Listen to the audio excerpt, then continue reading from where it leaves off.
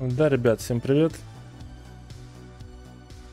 Сейчас начнем потихоньку.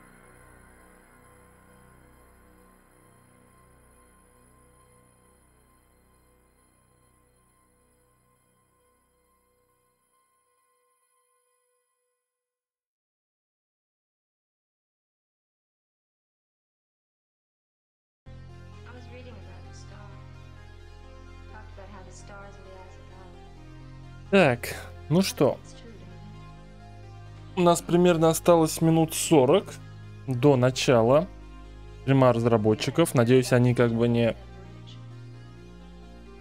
будут обманывать нас, то есть не начнут пораньше или позже. Поэтому будем верить. Ровно в 22:00 зайдем на их канал, будем смотреть. Вот. Я даже думаю, можно какой-нибудь вопрос будет задать в чате. Так что, если какие-то вопросы есть, ребят, вы можете их там сами попробовать задать или писать сюда. Если что-то прямо реально интересное, я и сам задам. Вот. А перед этим мы поиграем в ДБД. Такое вот решение. Панхай, привет. Да, всем привет. Максим, Клайчик, Нина, Ноунеймыч. Так, окей. Не заходил в эту игру уже, ну, с последнего раза, когда там стрим был, я уже даже не помню. Так.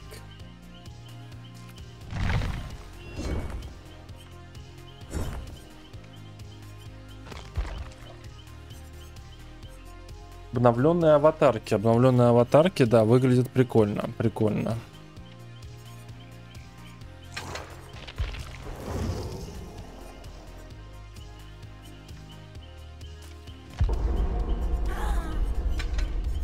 Ну, окей. Пока ждем начала стрима, можно здесь поиграть. Пару каток, я думаю, успеем.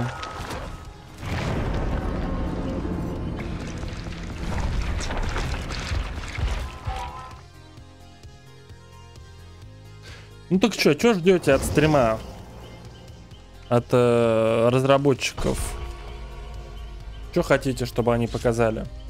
Ну, конечно, понятно, тема стрима — это мета-игра, но мне кажется, что-то интересное еще может быть так на фоне.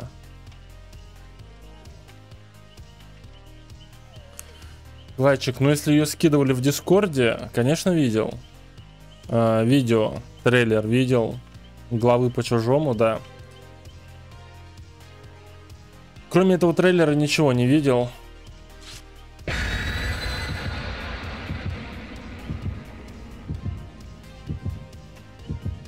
Нет, ну я надеюсь, выжившего добавят. Там кто-то писал про 2 даже выживших.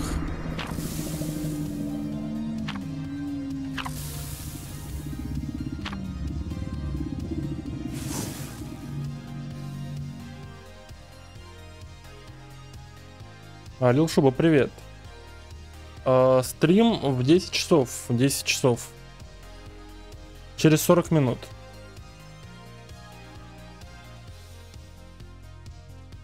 Ну, системные требования, может быть, покажут, да. Ну, хотя вряд ли. Разработчики, они такие, как бы, наглые, хитрые. Через 40 минут начало стрима разработчиков. Будем смотреть его здесь.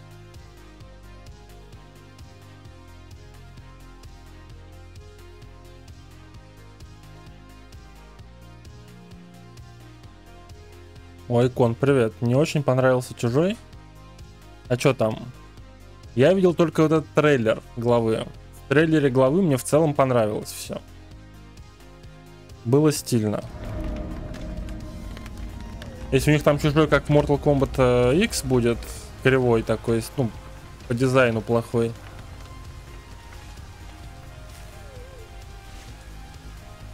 Ну, Рассыл, привет.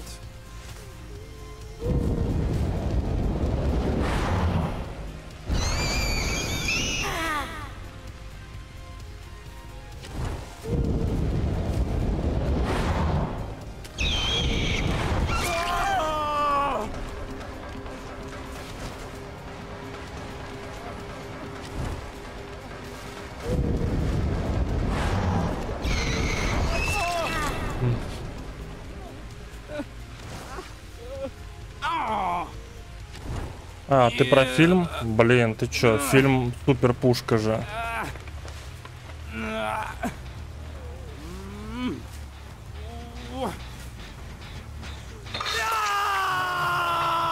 Ну, по крайней мере, ну, лично для меня один из моих самых любимых. Зря я тут ударил, да?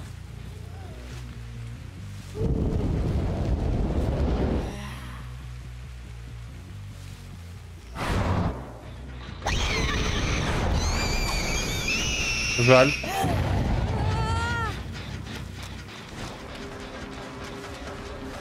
Плохо сыграл.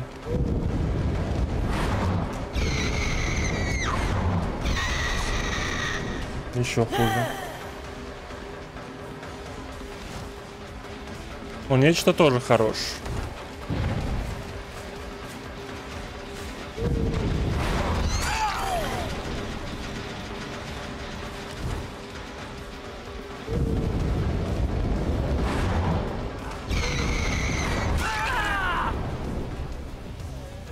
Надо там ген ударить, наверное.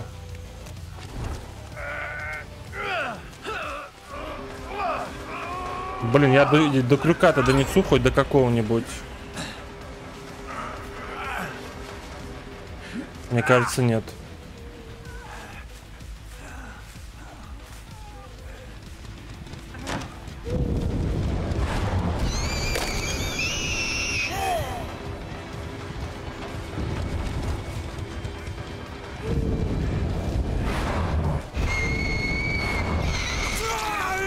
Нет, первая часть пушка 100%.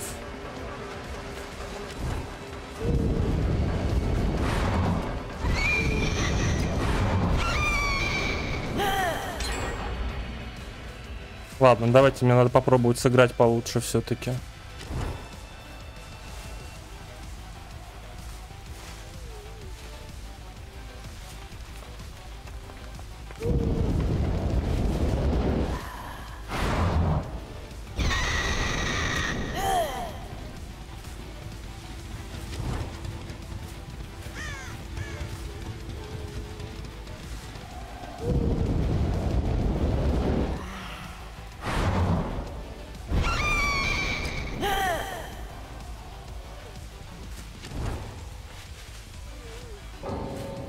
Нет, у меня просто другой игры нету, чтобы играть. Он все это время топит куда-то. Прикинь.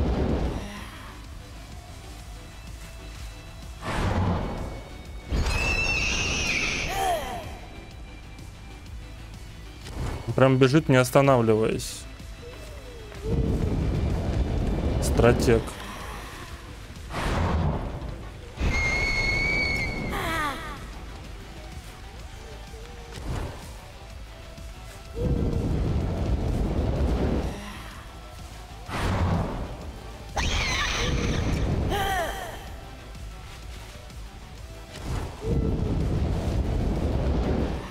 Я тут, конечно, ошибку допускаю, что я только за ним как бы летаю.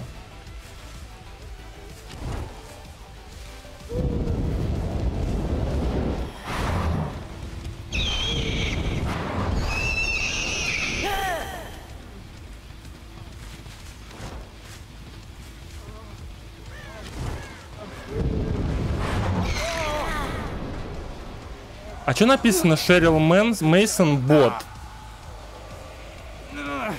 Тут добавили ботов в игру?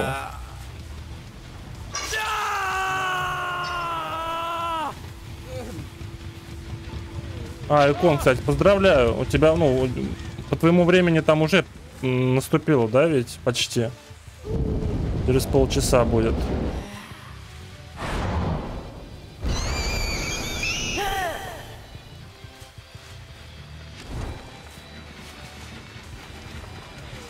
Давайте ударим.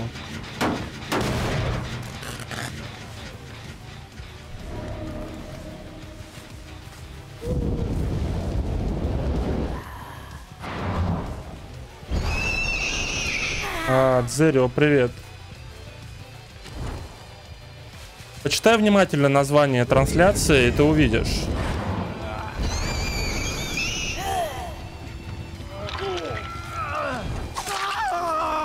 Что написано? В 22:00 она начинается.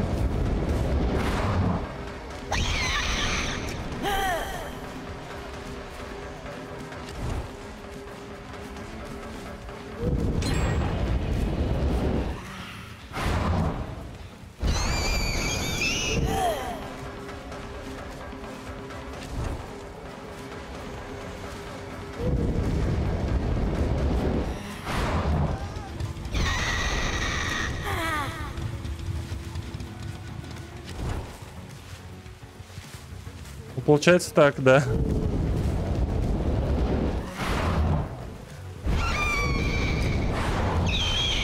Добей. Это я вообще не чувствую, что тут делать.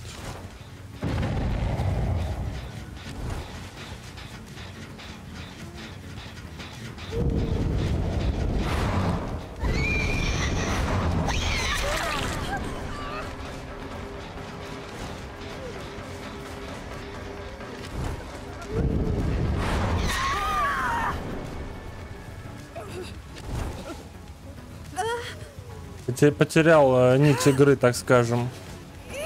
Ну окей, секущий крюк есть.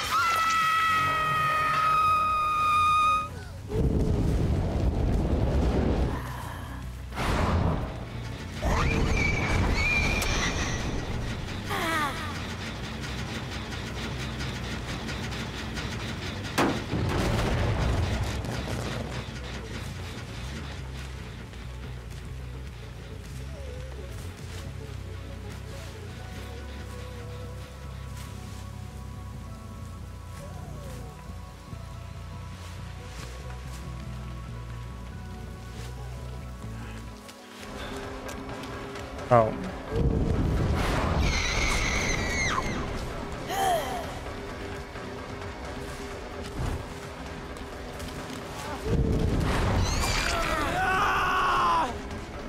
Я потом прочитаю, когда чуть-чуть ситуация полегче станет.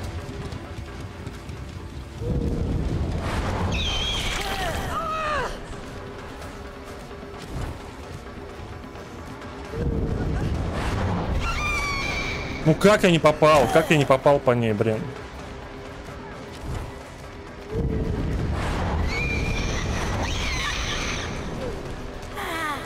Что?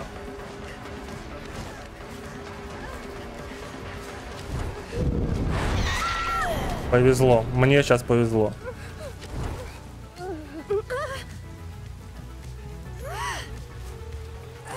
Прям реально повезло.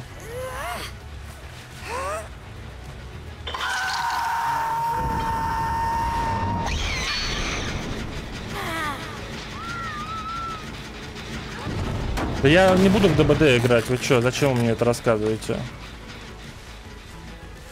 Скины там на кого-то, зачем?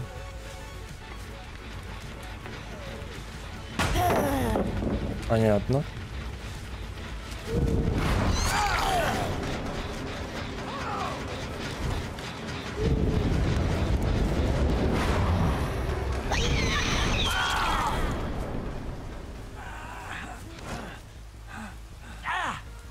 Так, надо секущий крюк.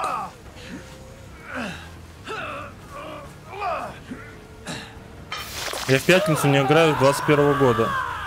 Мне вообще плевать на эту игру. И кто там с кем воюет.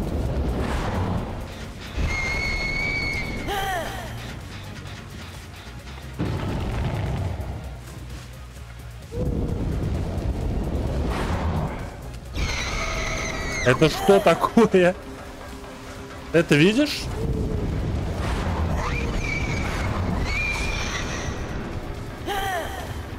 Что с этой игрой не так?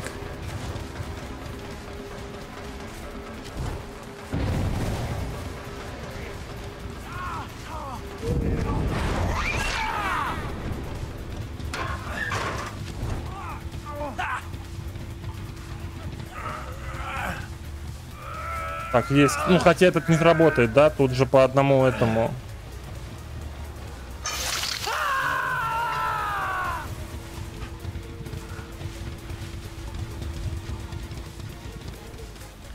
Опять меня кошка тупо лезет ко мне на колени постоянно.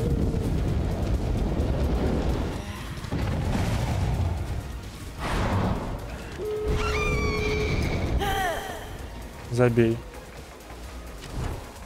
Я хоть кого-то убил? Нет, никого не убил.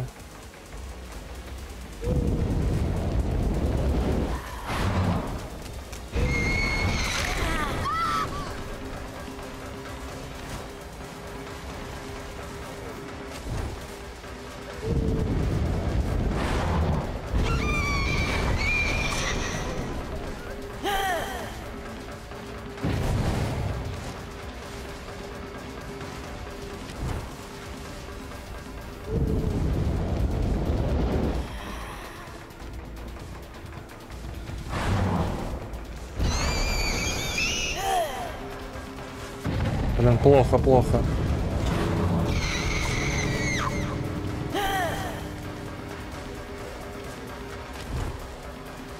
Я этого бота даже ни разу не видел.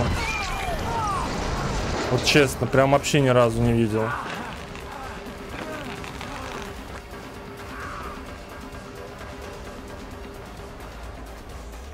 Так.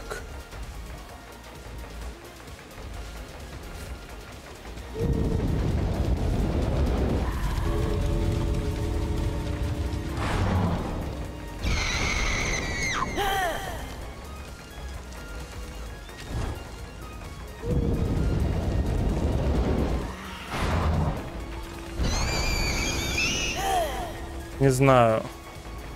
Ну, по тому тизеру, ну, который показали, мне понравился Чужой. Там все выглядело классно. Ну, одно дело тизер, другое дело игра, как бы.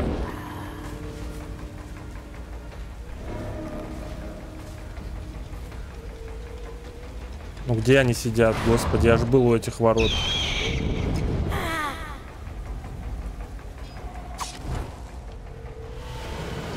Привет, привет. Сущность про голода. Интересно. Так, еще... Я думал, даже еще пару игр успеем сыграть, на самом деле. До 22:00.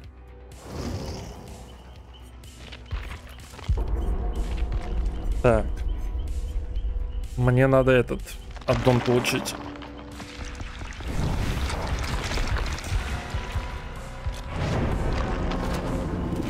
Короче, осталось полчаса.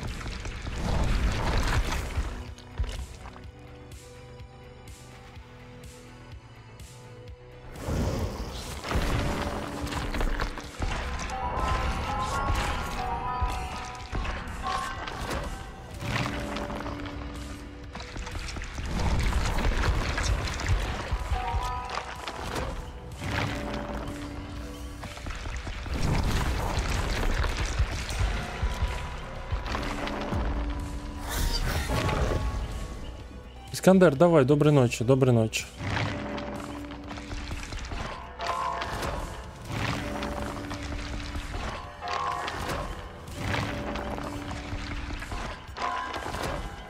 Да не хочу я за Бубу играть.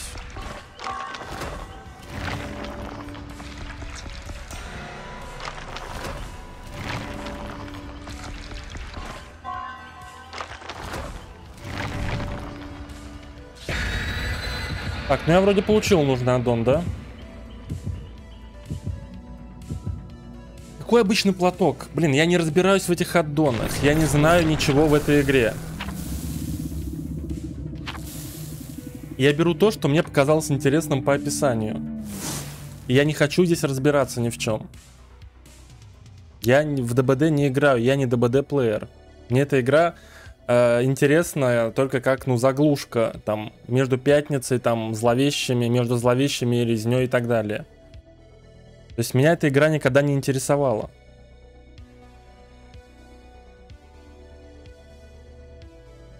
Да, Шоукан в ДБД вообще мощь будет.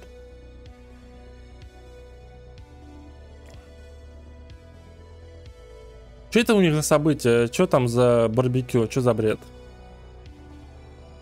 В чем смысл?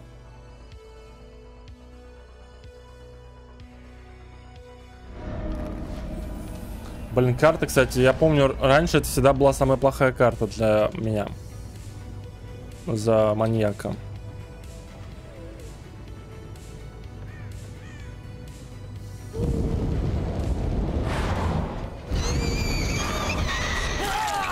Окей. Ладно, того чувака, который АФК стоит, мы трогать не будем, наверное.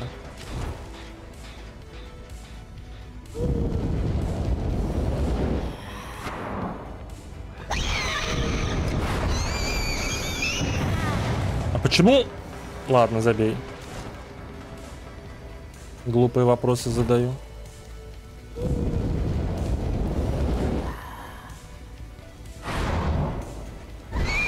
Так и должно быть. Че она не летит никуда? Что за бред вообще?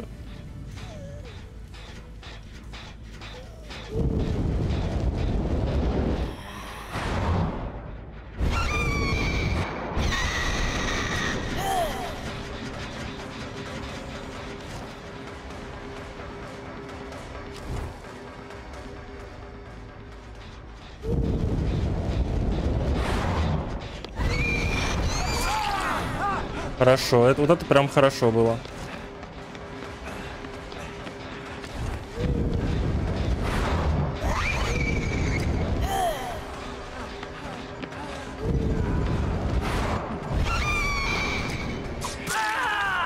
Это было так тупо.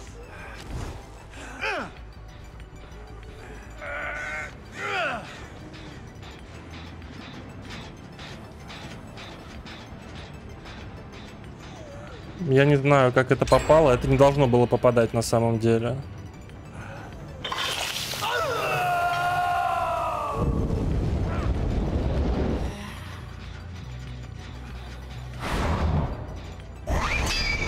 Вот, а вот это как не попало, прикинь?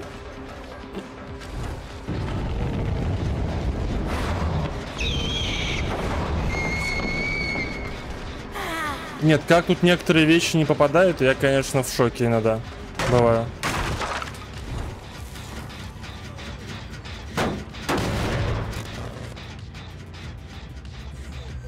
Так, ну ладно, там была. Там кто-то был.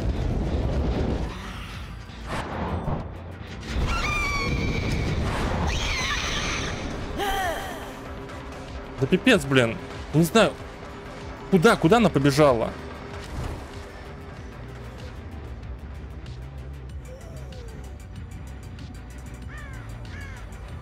Блин, эти зигзаги глупые. Для этой игры это вообще не подходит. По крайней мере, для вот этого маньяка.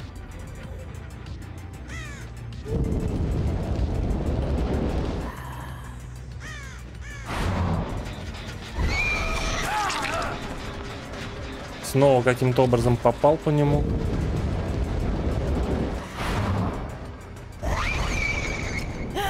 Она очень медленно летит. Почему так?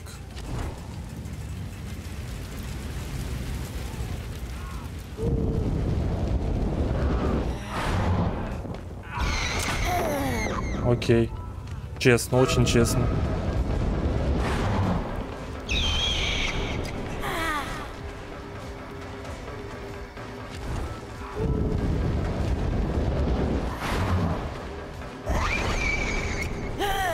Что это? Что это? Объясните, пожалуйста, почему она не пролетела? Или так и должно быть?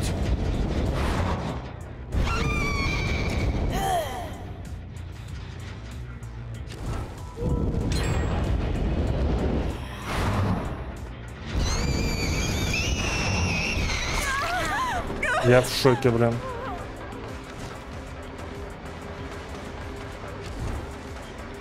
По-моему, вот я играл когда? Месяц назад или...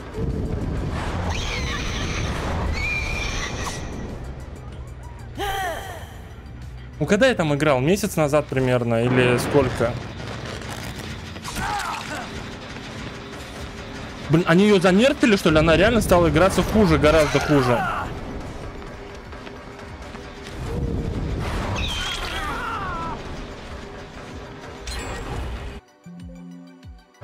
У меня еще игра свернулась, прикинь. Последний ген остался.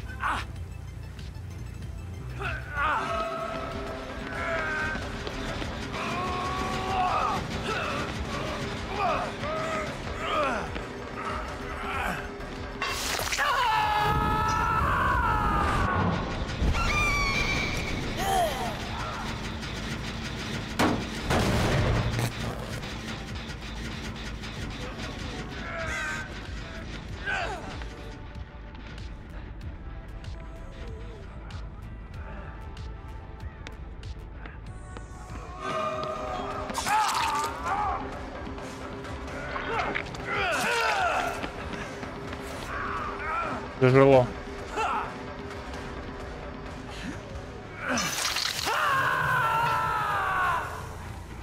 Почему такие карты еще есть в пуле?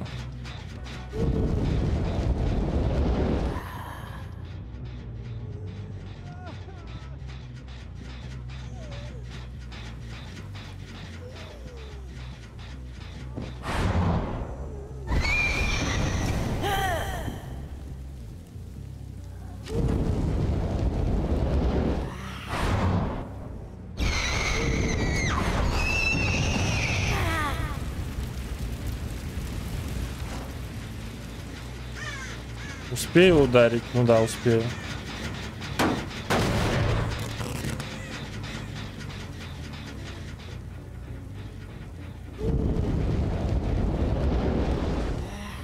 Ну тут только на какую-то удачу рассчитывать остается, потому что я вообще не знаю.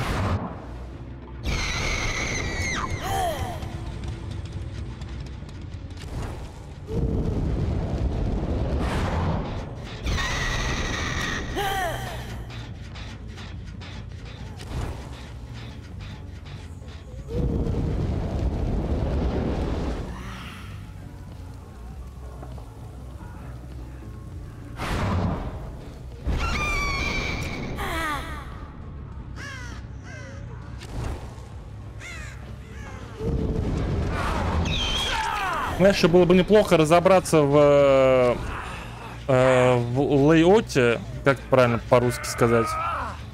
Ну, в плане этой карты, так скажем.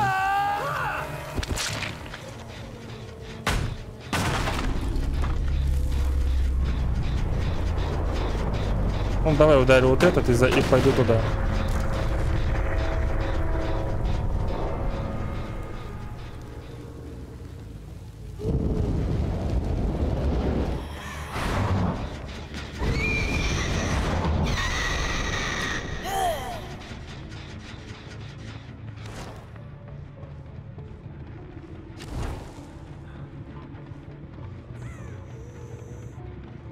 Блин, его еще и не видно в этих местах во многих.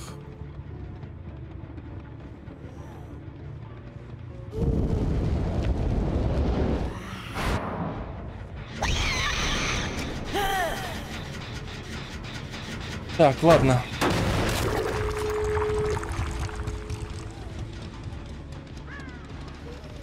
Ну, хотя бы еще одного попробую.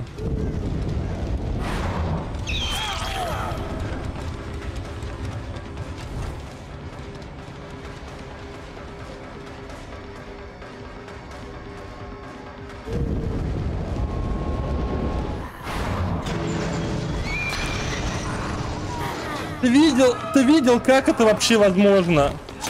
Как это возможно? Просто я не понимаю. Вплотную бьешь, типа, и попадаешь в стену. Ладно.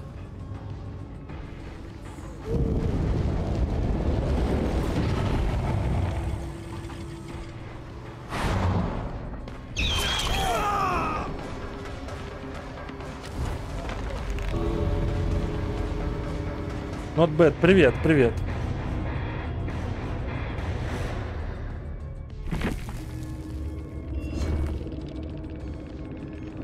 Не знаю, не знаю.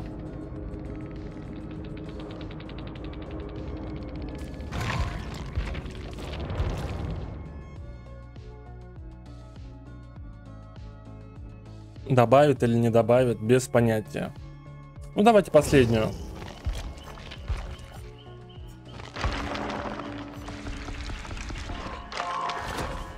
Так.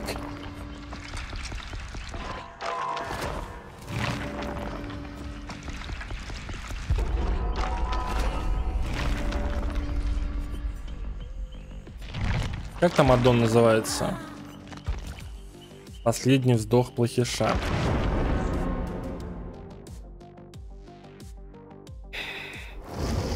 Сейчас можно будет спросить у разработчиков как раз.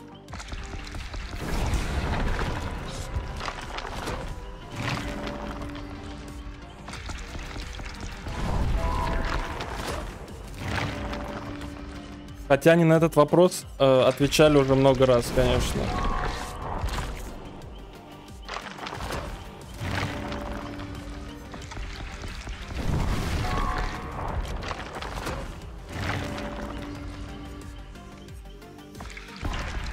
Что-то нужно, а он вообще не вылезает. Ну ладно, давайте тогда его поменяем на что-нибудь, не знаю. Незаметность. Я не знаю. А, блин, господи. Забей. С одним аддоном играю. У них лицензия только по одному фильму, потому что...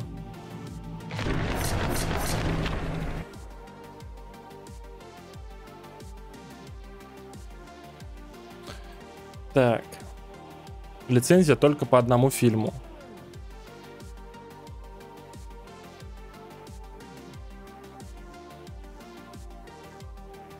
Ну и в конце концов... Блин, куда я... Чё я вообще нажал сейчас?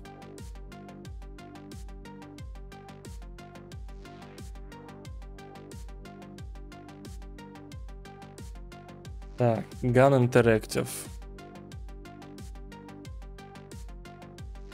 Так, пока что у них трансляция не запущена.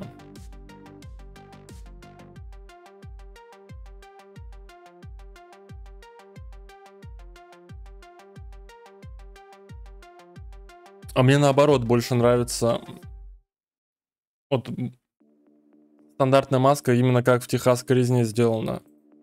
Во всех остальных играх хуже гораздо. Ну, если прямо смотреть на соответствие с оригиналом из фильма, если вот посмотреть, то ты увидишь, что она и там как бы, она не очень как бы качественная. То есть она как будто, знаешь, из такой очень тонкой кожи или даже из какой-то такой, ну, плотной бумаги как будто бы сделана.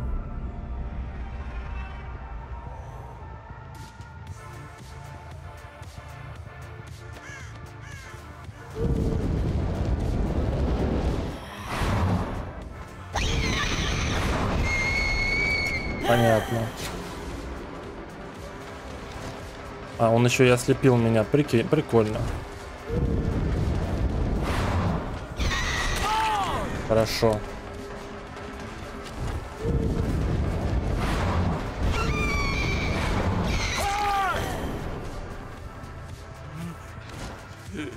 Вы видали, у чуваков, кстати, сотые эти...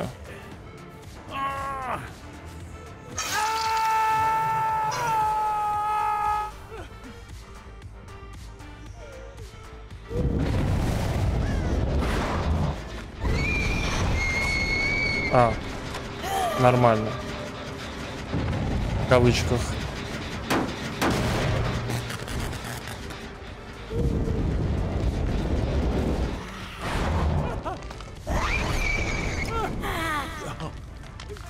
У чуваков сотые уровни были. Блин, я вообще очень плохо вижу. Николас Кейдж, конечно, это, блин, какой-то такой бред. Он такой цветастый и темный, его вообще не видно просто. Он гораздо хуже Кладетки, любой. Где?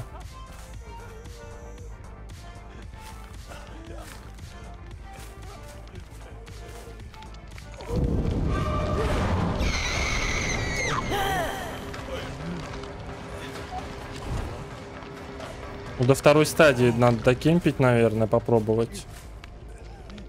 Или разменяться.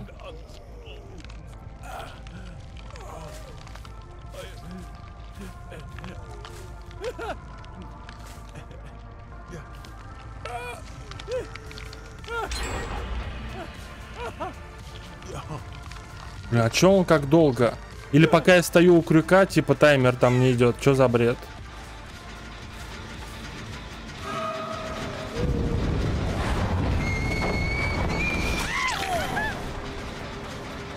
Такой бред, вот честно.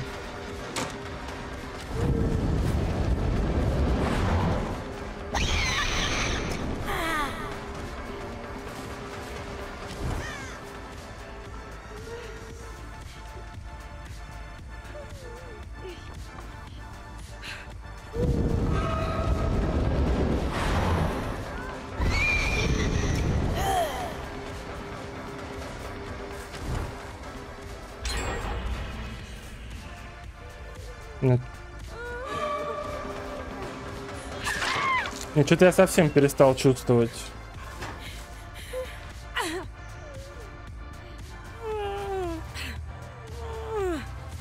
Но я откуда знаю, взлом, не взлом, нет, чё. Вижу 100-й уровень и думаю, вау, прикольно. Я как будто прям слежу.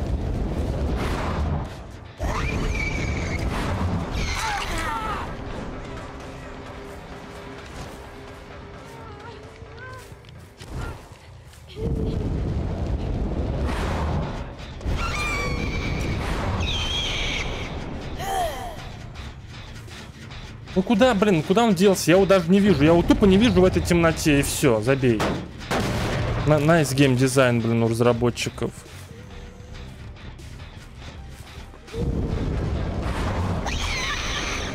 Найс попадание засчитала, конечно.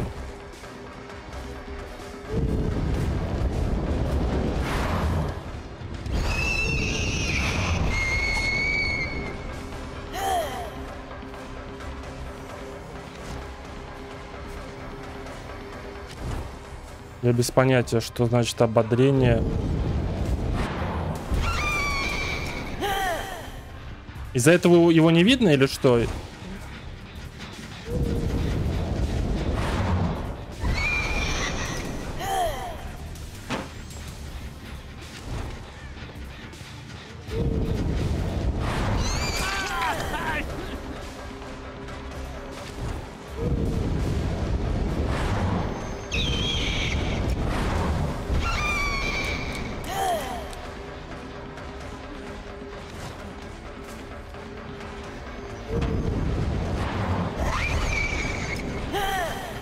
Понятно.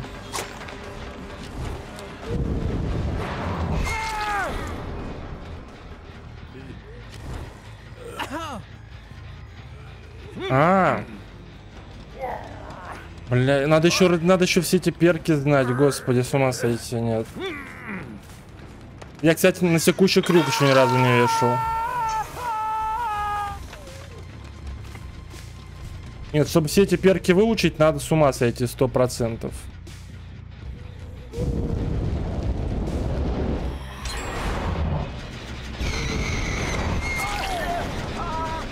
Это прям 100%.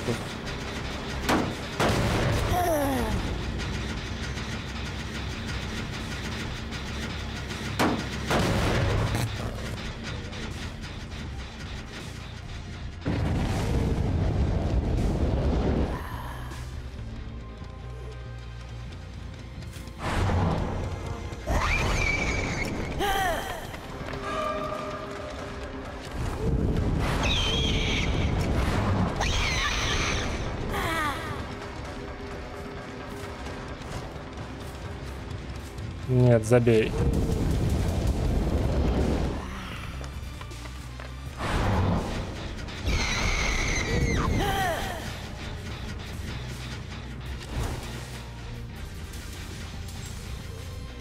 Бля, я не понимаю. Какие-то карты кидает, я в шоке просто.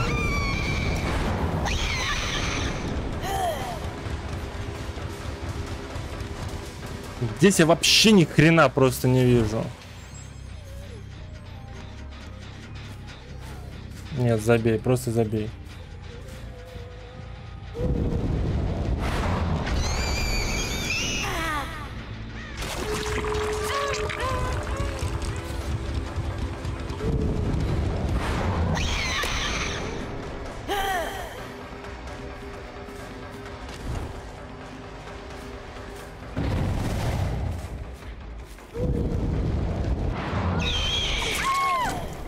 Блин, просто повезло.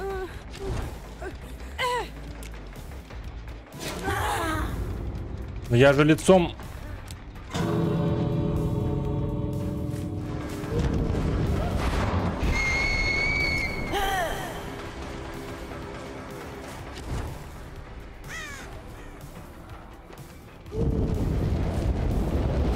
Ну ладно, везде примерно одинаковый результат.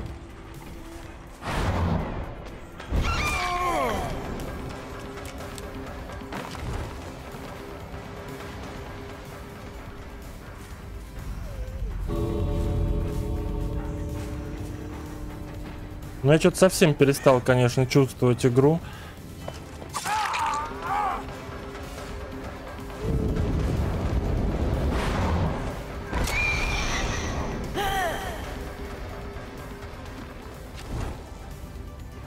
Ну, видимо, надо подольше поиграть просто, и все, ладно. Так, окей. Обновляем страницу Gun Interactive. 3 минуты еще. 3 минуты еще.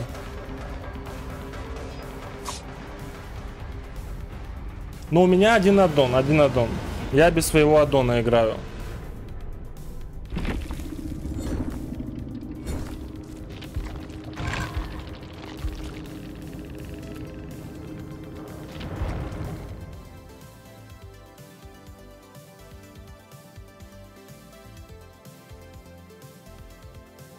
Пока.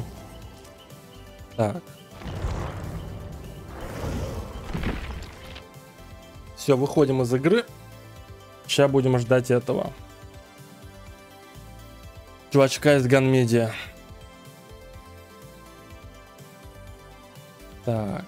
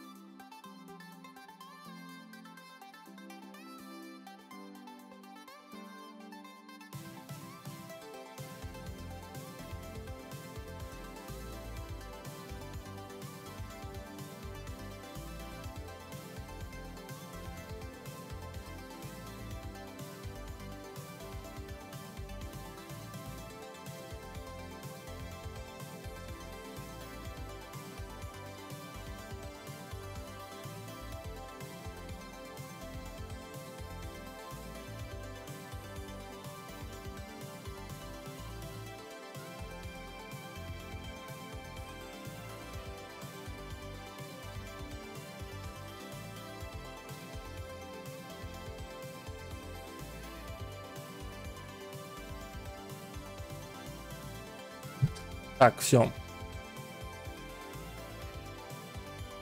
Сейчас заходим на Twitch.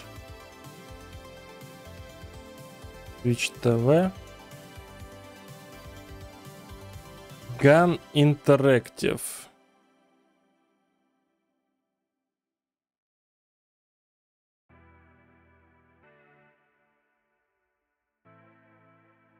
Так, сейчас, секунду. Вам видно, да?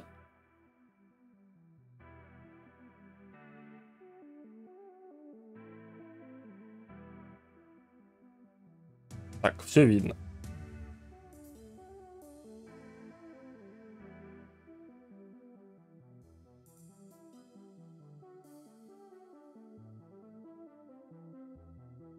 Ну, давайте я включу уже экран, когда появится что-нибудь. Так, кот, привет, да, я вроде здоровался уже. Так. Если там с кросс-платформа 99% взлом, на консолях взламывают, что ли?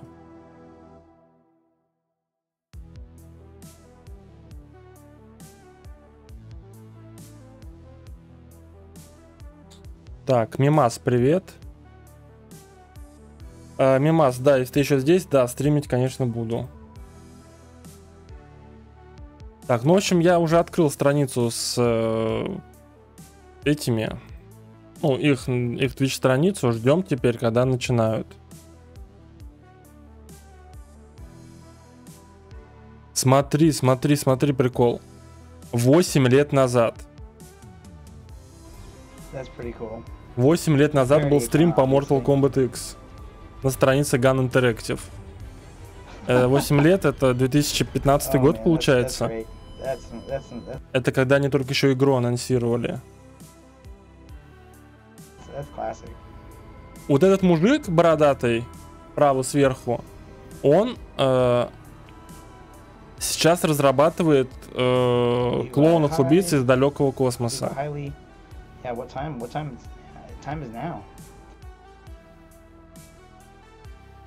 Sorry about that, everybody. Он, наверное, будет за Джейсона играть, да? Это канал Gun Interactive 8 лет назад. No. Да, он за Джейсона играет. No. Я не думал, что Epic Games считается кросс-платформой. Честно, не думал просто. Jason vs. Jason would be an amazing movie. I mean, it breaks everything though.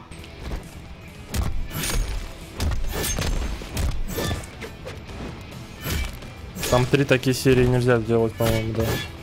В одной комбе.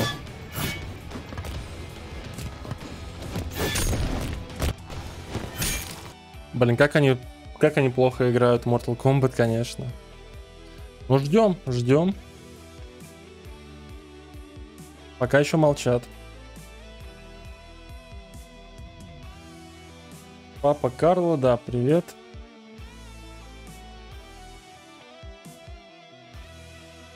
В чате, смотрите, в чате у них уже жара началась.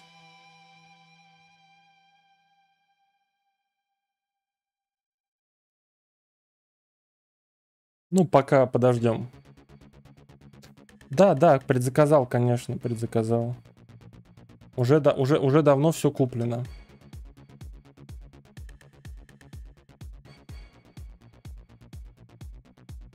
Ой, Лил Шуба, кстати, про Baldur's Gate 3 пропустил комментарий. Да нет, наверное, как-то не особо интересно.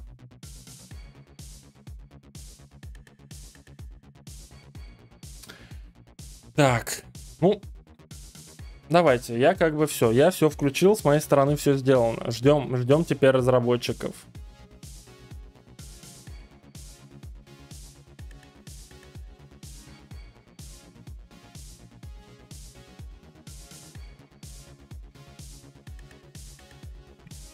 Все, трансляция пошла. 10 минут.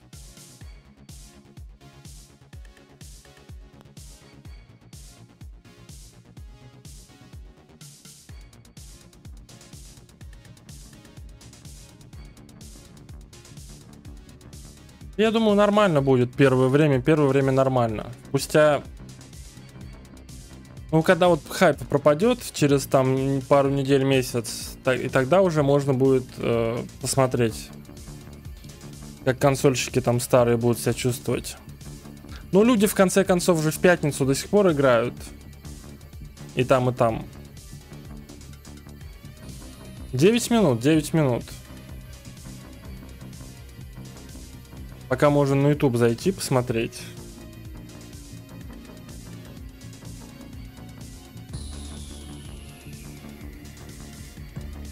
Так Mortal Kombat Mobile это же даже не игра, по-моему, там ничего делать не надо, насколько я знаю. Так, что у нас в рекомендациях выдается от рандомному пользователю, так скажем? Мистер Бист.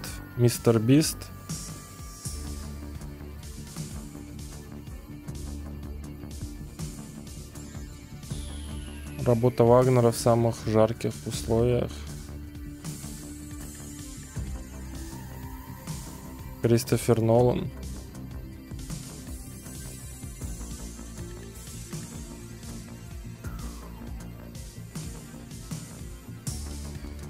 Все, началось. 8 минут осталось ждать. Так, давайте я свою музыку выключу. Будем слушать чисто вот их.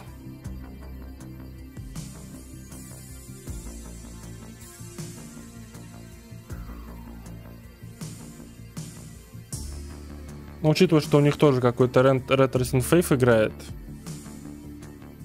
Так. Spotify тоже выключим.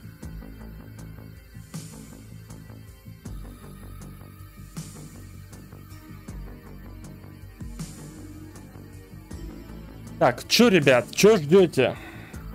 Давайте прямо пишем, чё ждем от Резни.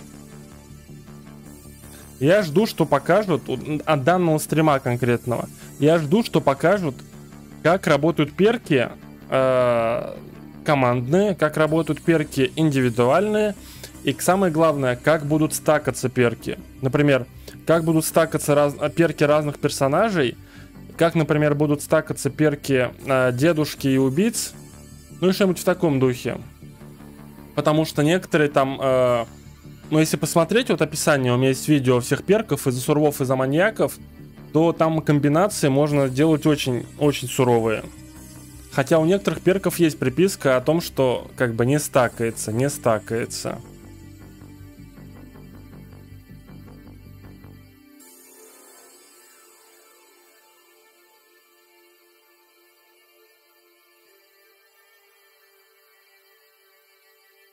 Так они же провели техническое тестирование, проблем быть не должно. Проблем быть не должно.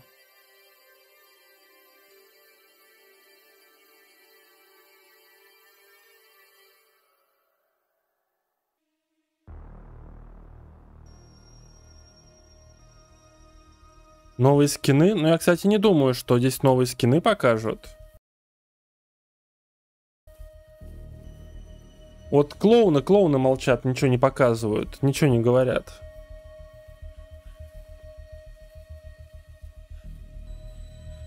Speedrun.com. Что у нас на спидранах происходит?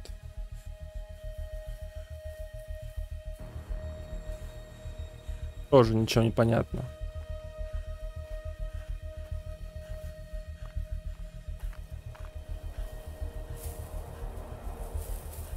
Может быть, знаешь, так покажут, ну, невзначай, как бы на фоне. Основная тема будут перки, а покажут еще и там случайно какой-нибудь скинчик.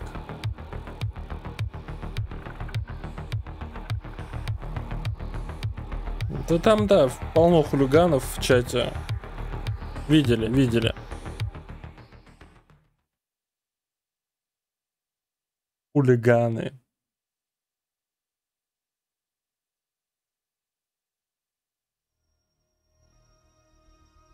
Просто хулиганы.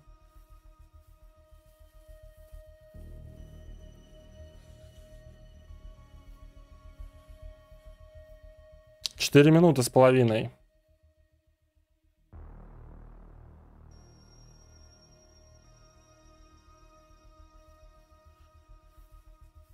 Смотри, очень много зрителей набежало, очень много.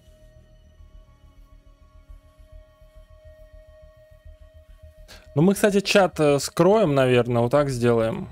Да? Так ведь лучше будет.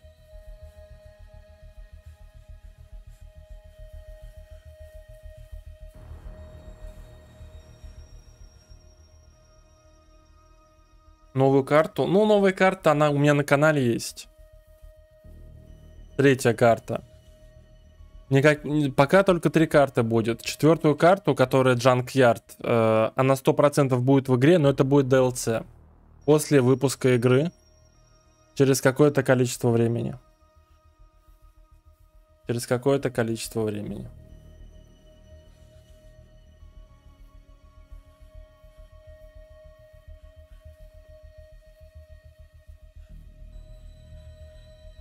Мне кажется, кстати... Как думаете, кто будет стрим вести? Они будут как его делать? Они будут в своем этом офисе сидеть на диванчике? Помните, у них уже было, когда они в пятницу играли? Давайте посмотрим. Ну вот, например, даже вот это. Вот, у них такой, типа... Вот офис. Вот они сидят втроем. Уэс, Мэтт и Дэн. Pretty much what I do, but Dan, please introduce yourself. I mean, he says the man with the mustache, but I think I have facial hair, man. It's true. He doesn't care about me. Hey, I'm Daniel. Как они будут играть? Director of communications. Раэль, не знаю. And really, Matt's the one that does all the work. He's been. Fortnite, может быть, и покажут, может быть, и покажут. Ну, это у них старый стрим какого-то там, я даже не знаю, когда он был. Они еще в пятницу тут играли.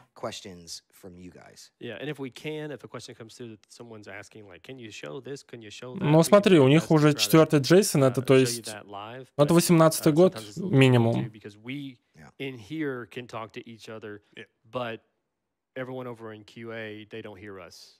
5 лет назад, ну, как раз, да, примерно 18-й год.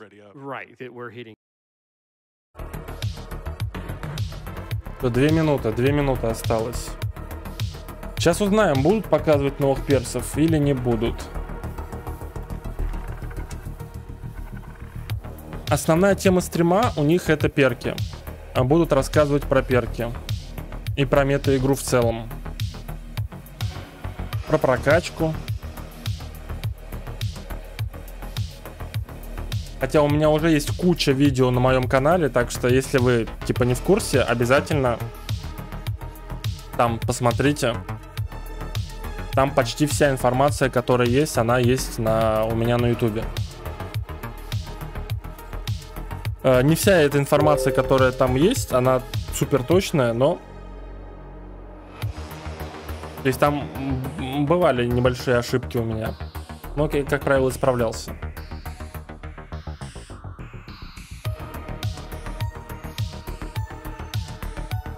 А что это такое, кстати? Смотрите, вот у них сверху первая ссылка. Это Twitter. Мышкой лучше не двигать. Потом Instagram. Четвертая Facebook, а третья это что такое?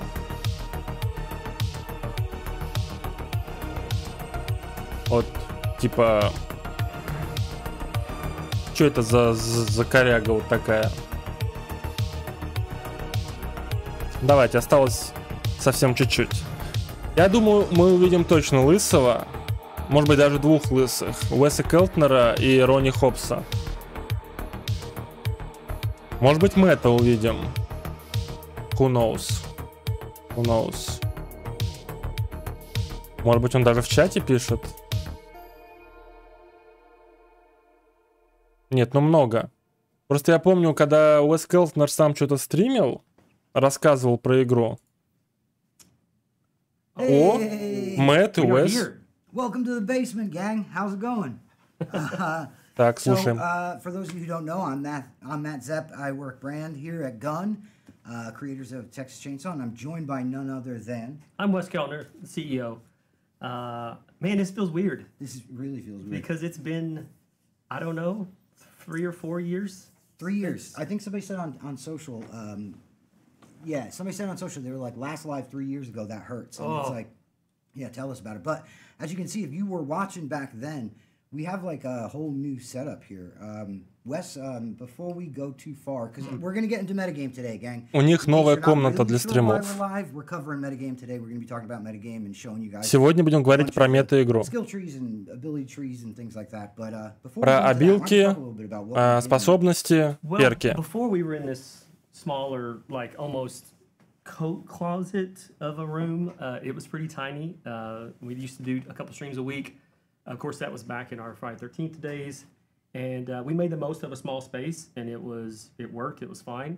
But since then, our office space has grown a little. We've added more folks to the team. Со времен пятницы 13 они стали чуть-чуть богаче и смогли как бы немного получше устроиться.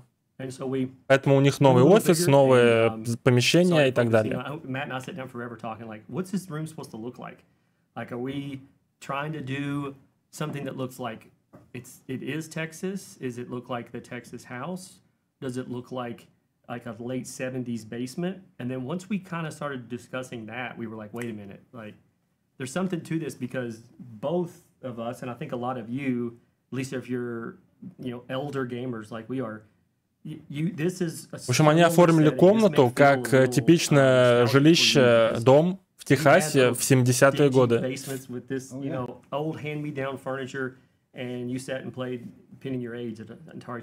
Ну, подвал даже, подвал, бейсмент, подвал.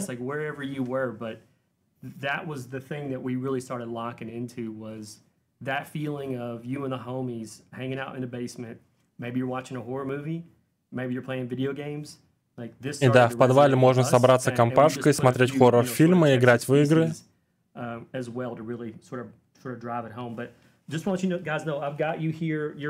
выглядит прикольно. Ну, хотя мне и старая студия нравилась, вот, которую мы до этого видели. So if you want to get into talk a little bit about the set stuff, we can do that too. But that's the sort of genesis of this. We went through a lot of different thrift stores and whatnot to find the pieces that we knew we wanted. We got we picked up the furniture, and this is period correct furniture. Like this is, I think, 1968 or 9 couch. And the chair was around the same period.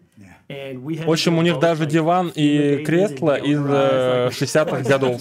This couch that I'm sitting on was cleaned twice before any of us were willing to sit on it, and then after the second cleaning, we were like, okay. Поэтому супер аутентичная атмосфера. Yeah. Somebody said this is Grandpa's chair. It does have that vibe for sure. But what you said though about the basement set, I think the part of it that really hit me was. I remember stealing off to hide and watch those VHS movies with my older sister that В общем, он вспоминает свое детство и говорит, как он в детстве должен был скрываться где-то от родителей, от своей старшей сестры, чтобы посмотреть ужасы на видеокассетах.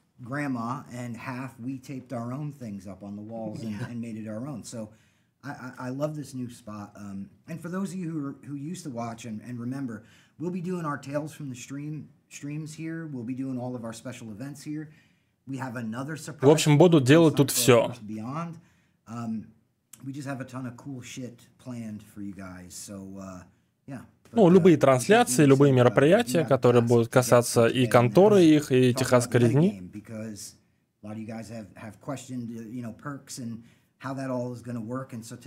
Да, сегодня расскажем про всю мета-игру.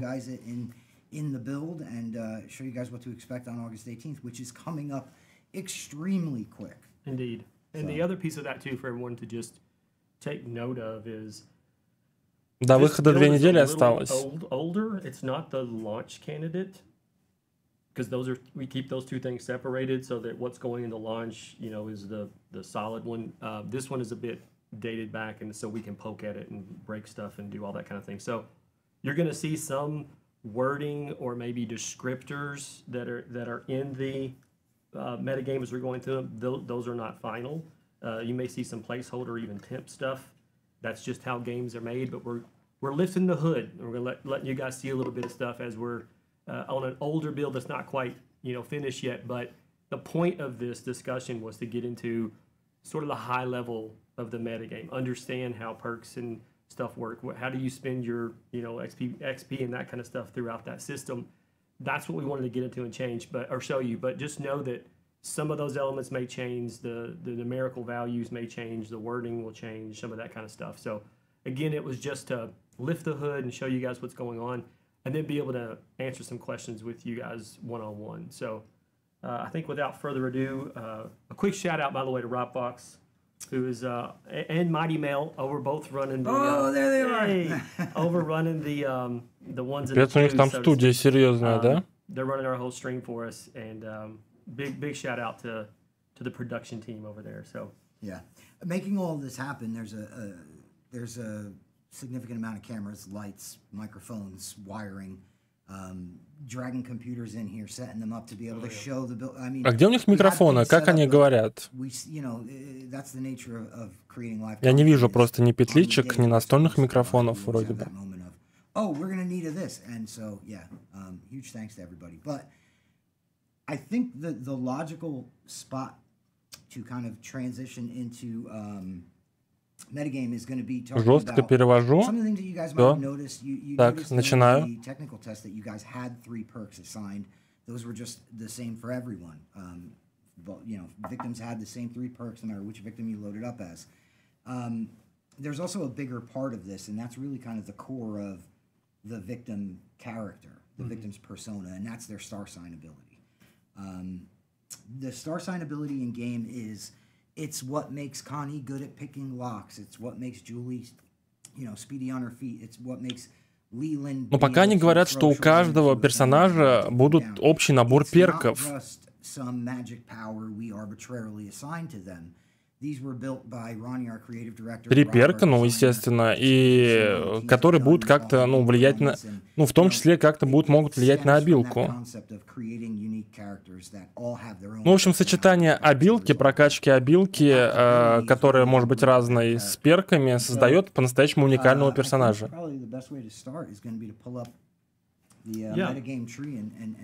Так, ну давайте, сейчас начнем. Сейчас начнется.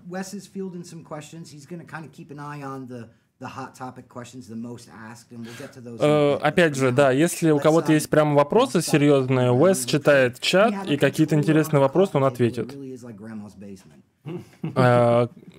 Так, окей. Кони.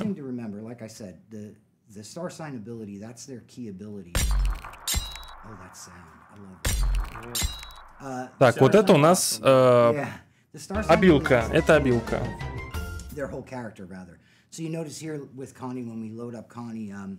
Focused is right there. That's the first node that we're on. So real quick, just Rob, as a heads up, they're saying the game audio is super loud. So let's dial that back a little. I've seen 2 comments that mics are a touch low. Oh, okay. So Сейчас говорят, погромче сделают звук самих себя, потише игру сделают. Bring that game volume down some. Yeah, sorry you guys. This is, you know, like I said, we're just kicking this thing off, so there's going to be some little things like that, and it helps. It seriously helps when you guys are like, hey, that's too loud, or that. Ну, в общем, он говорит, что типа вы молодцы, что подсказываете все эти вещи. We'll start the whole thing over. Yeah. No, I'm kidding. We're not doing that. So yeah, I'm gonna let Rob do his thing there, and I'm not gonna get too far. Oh, we're already good. Thanks, Rob. So yeah, like I said, star sign ability being the core of the character, it's the first node that you would touch on your loadout screen, right? It's the first thing that you would want to tinker with. For Connie, it's focused, so if you lock in here, you see Так, обилка Конни. kind of start navigating this tree and unlocking Вот это дерево ее прокачки. Можно, соответственно, 3 уровня, и вы идете по всем 3 уровням. И смотрите, с каждой точки можно выйти не обязательно наверх, а влево или вправо. I have a question for you, Matt. You have a question for me? Let's hear it. This isn't from chat. This is from me. Oh, okay. Why did you choose star signs? Well, you see, Wes, in the original 1974 film, The Texas Chainsaw Massacre, they're driving in the van, and Pam has this astrology handbook. And, you know, that time of you know, that point in history, astrology was really... Клай, это надо в чате писать. It was common for people to talk about. У меня Twitch не залогинен. What that makes, you know... Horoscopes, like, all that stuff was really taken off. To the youngsters in chat, there used to be a thing called a newspaper that you would get delivered to your house. And in the newspaper would be a whole section about your horoscope. And people actually were really into talking about that. And yeah, that age, that era of mysticism becoming more... Так, но они пока не говорят ничего важного. And more relevant. You started seeing that a lot. Могу еще чат открыть. And that obviously bled into when, you know, Toby was set designing and putting all these things together for the film, having one of the lead characters carrying this book. So if you go back and watch the 74 film, you'll see that book is on the dashboard, and she's holding it a few times. She's talking about it. So we gleaned from that. Там кто-то пишет про то, чтобы машины добавили. That idea of a star sign. What if that was what we sort of grokked and put into how the metagame works? So that was the inspiration for why this looks the way it is, why it says the things that it says. So deep cut for you horror nerds out there. And you know, it's important to remember too that not only did people really look at those horoscopes as, you know, they were very common and very popular and all of that, but you know, and even still to this day, a lot of people treated it like that defines me, and that really affects who I am as a person and all that. So like, again, those thematic elements, that thread runs through that. And the star sign ability being the trunk Да, ребят, спасибо за фоллоу. for these people, makes sense that would be their kickoff point. So going back to the game now. Yeah, star sign ability. So focused. Так. Connie's ability. Connie grew up on a farm. Connie is handy. She's good with it. She's technical and... Ну, он рассказывает сейчас про ее обилку. Small details and small trickery that Что она позволяет делать. So, one of the most important things to note about this is, obviously, when you load the game up for the first time, you won't have any points here to spend. But as you do have points to spend, instead of it being a matter of, well, I'm going to unlock, say, this node right here, right? Так, окей, качает уровень 1. What just happened here? This is something that we felt was pretty important. You know, being able to say, well, we need to have decision points in this. So you can't jump to this node on the far left and then go all the way over here and grab this next one.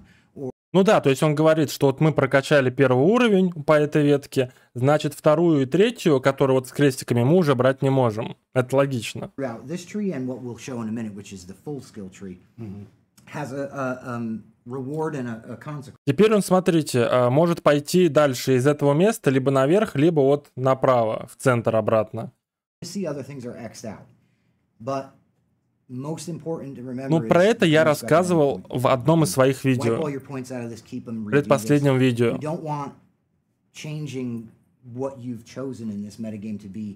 Resetting it to be a punishment, we want you to jump in and be able to tinker with this, because we've all played these multiplayer games where that's the fun of it, being able to build up a character. Absolutely. You face off against a different type of player, or some, maybe, you know, as people get more skilled and the counters start to surface, you want to change that А как build. это? Is there any cost to that respec? No. Right. No. You pull all your points out, you put them back in, and then, I mean, honestly, there's a... Да, с курсором the idea теперь of будет. crafting builds and being able to run through and I'm share glad you're getting into builds. this. Yeah. Yeah, the idea of being able to theory Ну, смотрите, то есть вот у вас обилка есть, она как бы не прокачанная. Вы идете сюда, в левел 1, влево, и, соответственно, вы видите, да, что вот эти вам закрываются, ну, потому что вы их не выбрали. Это для вас тоже закрывается. Ее вы никак не выберете, потому что вы никак сюда не доберетесь. Потому что на уровне 2 у вас будет либо здесь, либо здесь. Вот, получается, а на третьем уровне, если вы пойдете сюда, вы можете выбрать все 3. Если сюда пойдете на третьем уровне, соответственно, тоже либо вот это, либо вот это. That build and stuff you've been running with, it's not doing. Ну, это известная информация. You need to start talking to friends and look online and try to find like, man, if I'm playing against a higher level family that looks like this, you know, if it's, you know, a Leatherface and a whatever, if you know you're going up against that, having that sort of preset idea of like, you know, I've been reading online and they say that this type of Connie is like, you know, really, really beneficial, especially if I have a good, you know, insert other victim on my team. You can start to really craft that, and there shouldn't be a penalty to wanting to explore that and wanting to know, I want to try this different build and see what it feels like. So that was, you know, the genesis of. Да, типа можно пользоваться разными билдами. Yeah, you know, you see this kind of play out in every multiplayer game where builds for, you know, a catch-all term emerge. And what I think is always interesting about that is how quickly you can... Ну, понятное дело, первая ветка, она сокращает кулдаун обилки, то есть ты ее использовал, и каждый вот из вот этих 3, оно ее как бы снижает кулдаун, перезарядку. Это снижает, соответственно, расход стамины, а это, по-моему, что-то еще делает, не помню, что именно. So, now, here's the thing, though, Pooch. Вот самое правое направление. The routes you take in your tree are what you get, and that all of those perks will go into your pool to make your loadouts from. And сокращает время дебафов, которые даются, по-моему, да. Get things in. Your tree, in other words, is not tied to your loadout. So it's not each loadout doesn't have a different route in the tree. But again, we're jumping ahead because. Yep. This will be explained a little more when we get a little deeper. To the skill tree, yeah. Right now, I just want to show you one more thing on this. So again, like I said, as you move here, when you hit this top tier of your ability tree, this is when you get to the ones that are really like, in my opinion, these are the real like game-changing levels of this. Yeah. The prior rungs of the ability tree are going to change things that already exist within that ability. В общем, он говорит, что на третьем уровне прокачки у каждой обилка, у каждого персонажа, там будут какие-то прямо супер свойства даваться, которые реально будут менять игру. Ну вот, например, у Конни по центру на третьем уровне вы вообще не будете терять стамину. Ну, то есть какой-то негативного там value по стамине не будет. If you were going for this far left unlock, you would have to be somewhere along middle or left in the ring prior. Because if you're all the way, if you're... Ну, я думаю, с деревом все понятно. Про дерево я очень подробно рассказывал в своем видосе. Рассказывал. Я думаю, можно зайти посмотреть у меня, причем очень давно уже. As you play and rank up your character, ну, пока ничего нового не сказали. To spend in here, but this is again on a little bit of a slower progression, given that there's only the 3 rungs. Right. It's a little bit of a slower progression. So we do want people to feel like, while you can move through the skill tree with your skill points at a pretty good clip, there is another layer of promotion going on throughout the process of playing. Right. And again, these are, someone asked again, can you respec these? Yes. There's no cost to respec. If you built all this out, you took it to a match, you didn't like how it felt, you can just go right back in again, reset, and there's no penalty to doing that. You can just go back and reassign your points and choose a different path. Work towards, you know, what you да, третья ветка снижает негативные эффекты от обилки. You ought to try this type. You can move through that with no penalties. As a matter of fact, keen-eyed people will see I just respec this tree while we were chit-chatting. Yeah. So I wanted to show you, though, there's there's intent behind each one of these choices, because I just, for the sake of argument, ran up the right side, but now you see that this perk is now, or this far left unlock in the top tier is now off limits to me. So, you know, you do have to think about it a bit, and that's why free respecs is something we want to be able to do. And there we go, Он пока рассказывает все то, что и так известно. Вот, говорит все то, что и так известно. That's a pretty good rundown. Да. This is going to change your character's core, their core ability that makes you choose a Connie. You know, you choose a Leland so you can throw the shoulder, but you choose a Connie for, you know, her unlock ability, and that's going to really tune that up. This is the real meat of the metagame, and this is the actual skill tree. As you can see, it's all kind of fog of ward out. Теперь скилл 3. Вот это самое, наверное, интересное. So we'll just go through before I get into that. Yeah. Let's bring it in and let's talk for a minute. Let's huddle for a second. Let's talk for a second, gang. Yeah. So oh, that's West. The thing with the skill tree that's important to realize, each path, there's a set number of paths, really. I mean, it's not written in stone, but you can go somewhat to the left, you can go up the middle, you can go to the right. There's deviation in those paths, but by the same note, you will find certain things in the left-hand side, certain things in the center, and certain things in the right. When you first open up and, you know, first jump into the game, all of that's going to be fogged out to you. As you play and rank up, unlock those things and make your way through, and, you know, kind of, you're going to have to do that. Well, that perk looks like something I would want right now. And so now you've set out on a path, and you're going to make your way up through that tree. Ну, короче, опять же, будут разные пути прокачки, которые будут влиять на какие-то характеристики, на какие-то стороны персонажа. Ну, там и в каждой стороне ты получаешь определенные перки. Ну и, соответственно, ты развиваешь своего персонажа либо как стелс персонажа, как персонажа, там, которого высокая стамина, например, у которого высокая там, выживаемость, как-то так, это первая характеристика называется. Стойкость. You chose the right-hand side of the skill tree, you ran up there and got every attribute point and every perk that you can. Now you're at the end of that tree. That's all cleared out to you. You can, if you really enjoy playing Connie, you can respec that out and work on the middle tree and clear that. And you're basically getting this discovery in triplicate. And once it's all done, I mean, we're... Ну, в общем, типа, все игроки, ну, это как бы будет непонятно, что для каждого персонажа лучше, поэтому он говорит, что это такое будет исследование своеобразное. Что сначала в одну сторону пойдешь, все перки получишь, потом в другую и так далее. Ну вот, например, влево это стелс. Характеристика стелс, а сам перк называется Sanguine Shadow. То есть вы видите, да? То есть когда он берет лево, а верхняя и правая прокачка закрываются. Ну, по большому счету, это как в дереве прокачки обилки. Только выглядит чуть-чуть иначе. Вот он качает, берет все перки.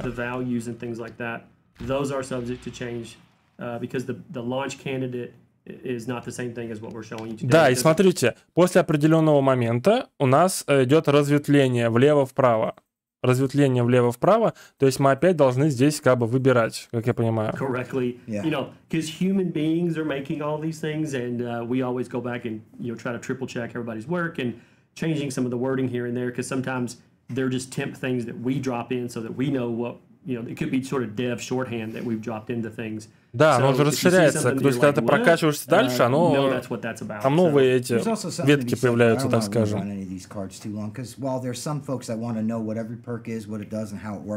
There are other people that want to understand how the metagame works, but they don't want that all spoiled just yet. So, right. But this is something important to go back to. This is one of those branched path nodes, right?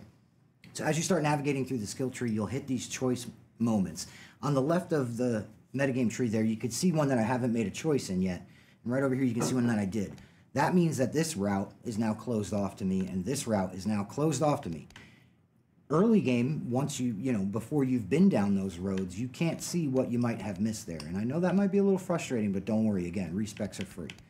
So going through to here, I hit my first branched path beyond that initial decision point. I can see a bit in my tree here you know, goes in each different direction. Looks like this path links up again. So what I get смотри. over here is... Вот этот путь, вот разделение, которое вот он пошел налево, потом идет новое вот это разделение, и так или иначе оно все равно связано. То есть ты пойдешь здесь, но так или иначе ты все равно можешь вернуться. То есть второе разделение, оно как бы не такое прям критичное. This icon, you're not making a you know, effect. Но при этом ты не можешь вот эти перки брать, но вот эти можешь. То есть часть перков для тебя закроется, но какая-то часть будет открыта из этого пути. Интересно.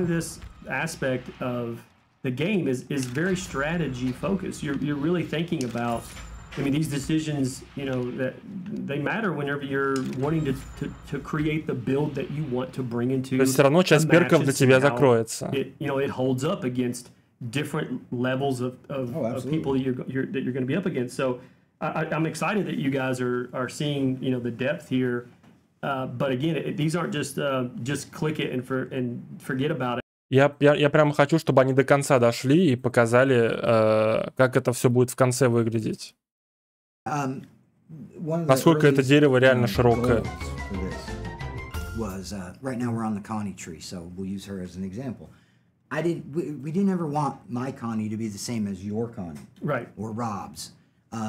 These characters, again, their star sign ability puts them in a certain role within a victim squad, right? Mm-hmm. Their baseline attributes puts them in a role, but then you start thinking about, well, we don't want to custom bake these all up to a point where it's kind of like, well, I'm playing Connie, so I know that I'm going to be this way. Right.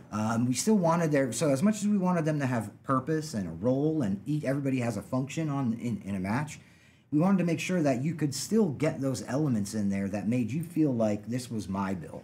Right. And then again, you know, going back to what we talked about in the top of the show, which was, you know, being able to that sharing that starts to emerge from that community that starts to emerge from that. But again, the main thing being, my Connie shouldn't look like your Connie, which shouldn't look like, you know, neither of which should look like Rob's Connie, and on. Ну, в общем, опять же, это дает широкую возможность для создания самых разных билдов и для создания самых, ну, разнообразных персонажей фактически. То есть конни одного человека, как он говорит, конни другого, это будут совершенно разные конни, они будут играться совершенно по-разному. Да, у них будет одинаковая обилка с разной прокачкой, то есть она будет уже немного отличаться друг от друга, и совершенно разный плейстайл из-за прокачки вот этих перков.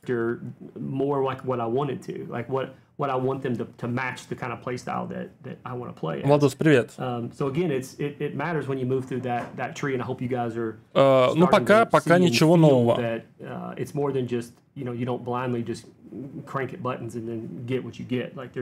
There's some strategy to it.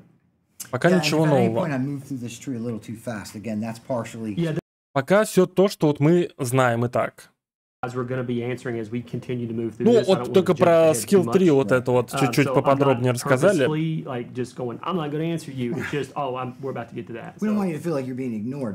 Another thing that's important to note is, like I said, first off, I'm moving through the tree quickly because, again, it's not about the individual perks. We want to try to leave a little mystery for you guys on launch day. But the other important thing is we keep talking about victims right now. We have an entire mirror of this for the family. So there's all of this. There's the abilities.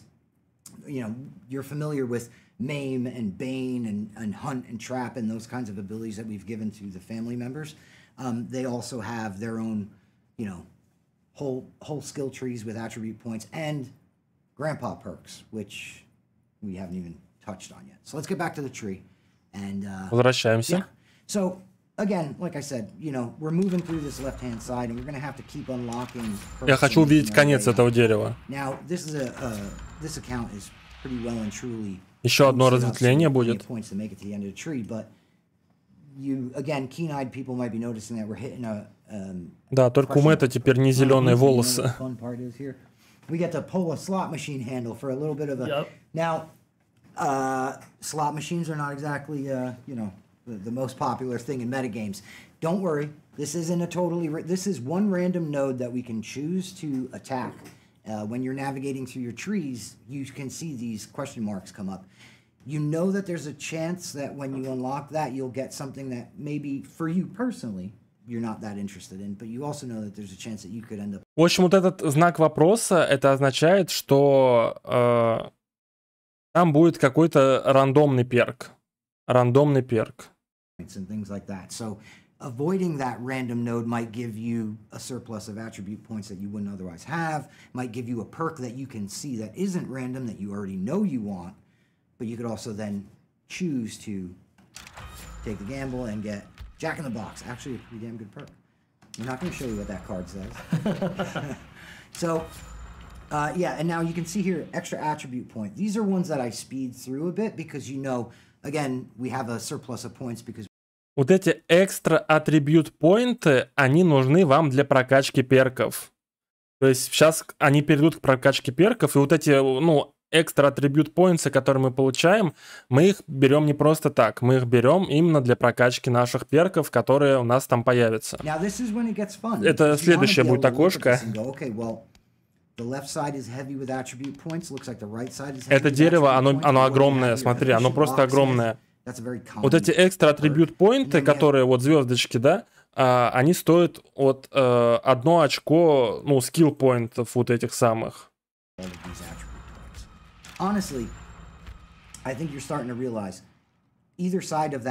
Сколько обычно стрим разрабов идет, я не знаю, не могу сказать. Not only impactful, but they both make a lot of sense for a Connie build in all aspects. They're either side of that choice. Я думаю, дерево рассчитано для того, чтобы все скилл-поинты можно было потратить. Making sure that you're moving your way through the tree and, you know, doing your due diligence a bit to see what else is out there and what all you can get.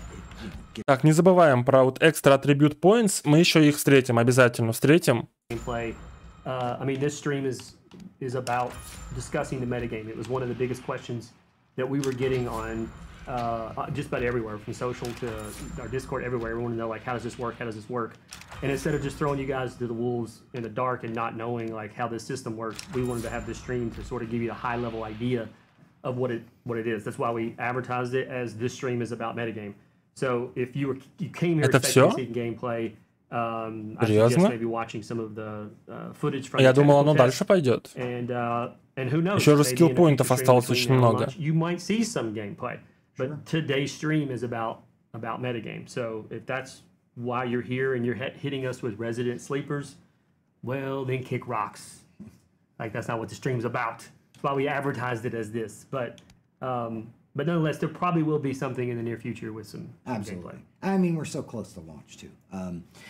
Here's the other thing I wanted to point out, though. Now, you might have noticed... ну смотри. Вот у него открыто, получается, вот здесь вот 49 из 50, если я правильно понимаю, что это такое. When you see a Connie in the lobby who's a level 10, you know that Connie immediately, regardless of the player's level, that Connie's completely through her skill tree. She's at the top of the skill tree, has all of whatever perks she's unlocked at her disposal to build her loadouts. And the reason that's important is I can be a high-level player but have a level 1 Connie in the lobby, and you know that my loadouts are made up of a couple of smaller, lower-level things maybe, or if anything at all.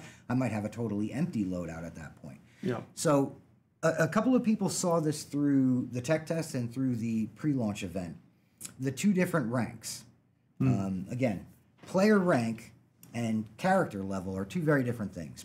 Player rank is how much Matt, have played the game. Ранг игрока — это сколько игрок играет во времени в игру.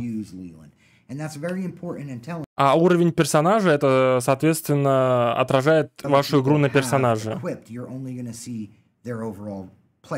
Ну, это и так логично, это было понятно. Everybody on the other team it's a team made up of all level 10 family members. You have to bring your A game. A little bit of a hat tip. Yeah, someone was asking, like, is that what the little number above the red windmill in the tech test? Yes. The layout was talking. That's what that was. То есть максимальный уровень игрока персонажа это 10-й уровень. If I'm playing the game West, my level as a player may be 10, but I only play a Sunny maybe a little bit, and so I only have like a level 3 Sunny. But what you'll find is that that system works well in that the more that you're playing different characters, different victims, you'll start to realize it's very Swiss Army knife-like. Ну, на самом деле, пока прямо что-то супер радикально нового не сказали. Не сказали. По идее, все это было уже известно. When you jump into a lobby, then you see who's coming in as victims, like what they're choosing. You then may go, oh wait, like I need to check it. I don't need to bring my Connie in because, you know, this person is Leland and they're going to play this whatever. Like you'll start to you'll feel that change, and so it's important to have спасибо за фоллоу. Separated. Там какое-то время стоит начат, не помню какое,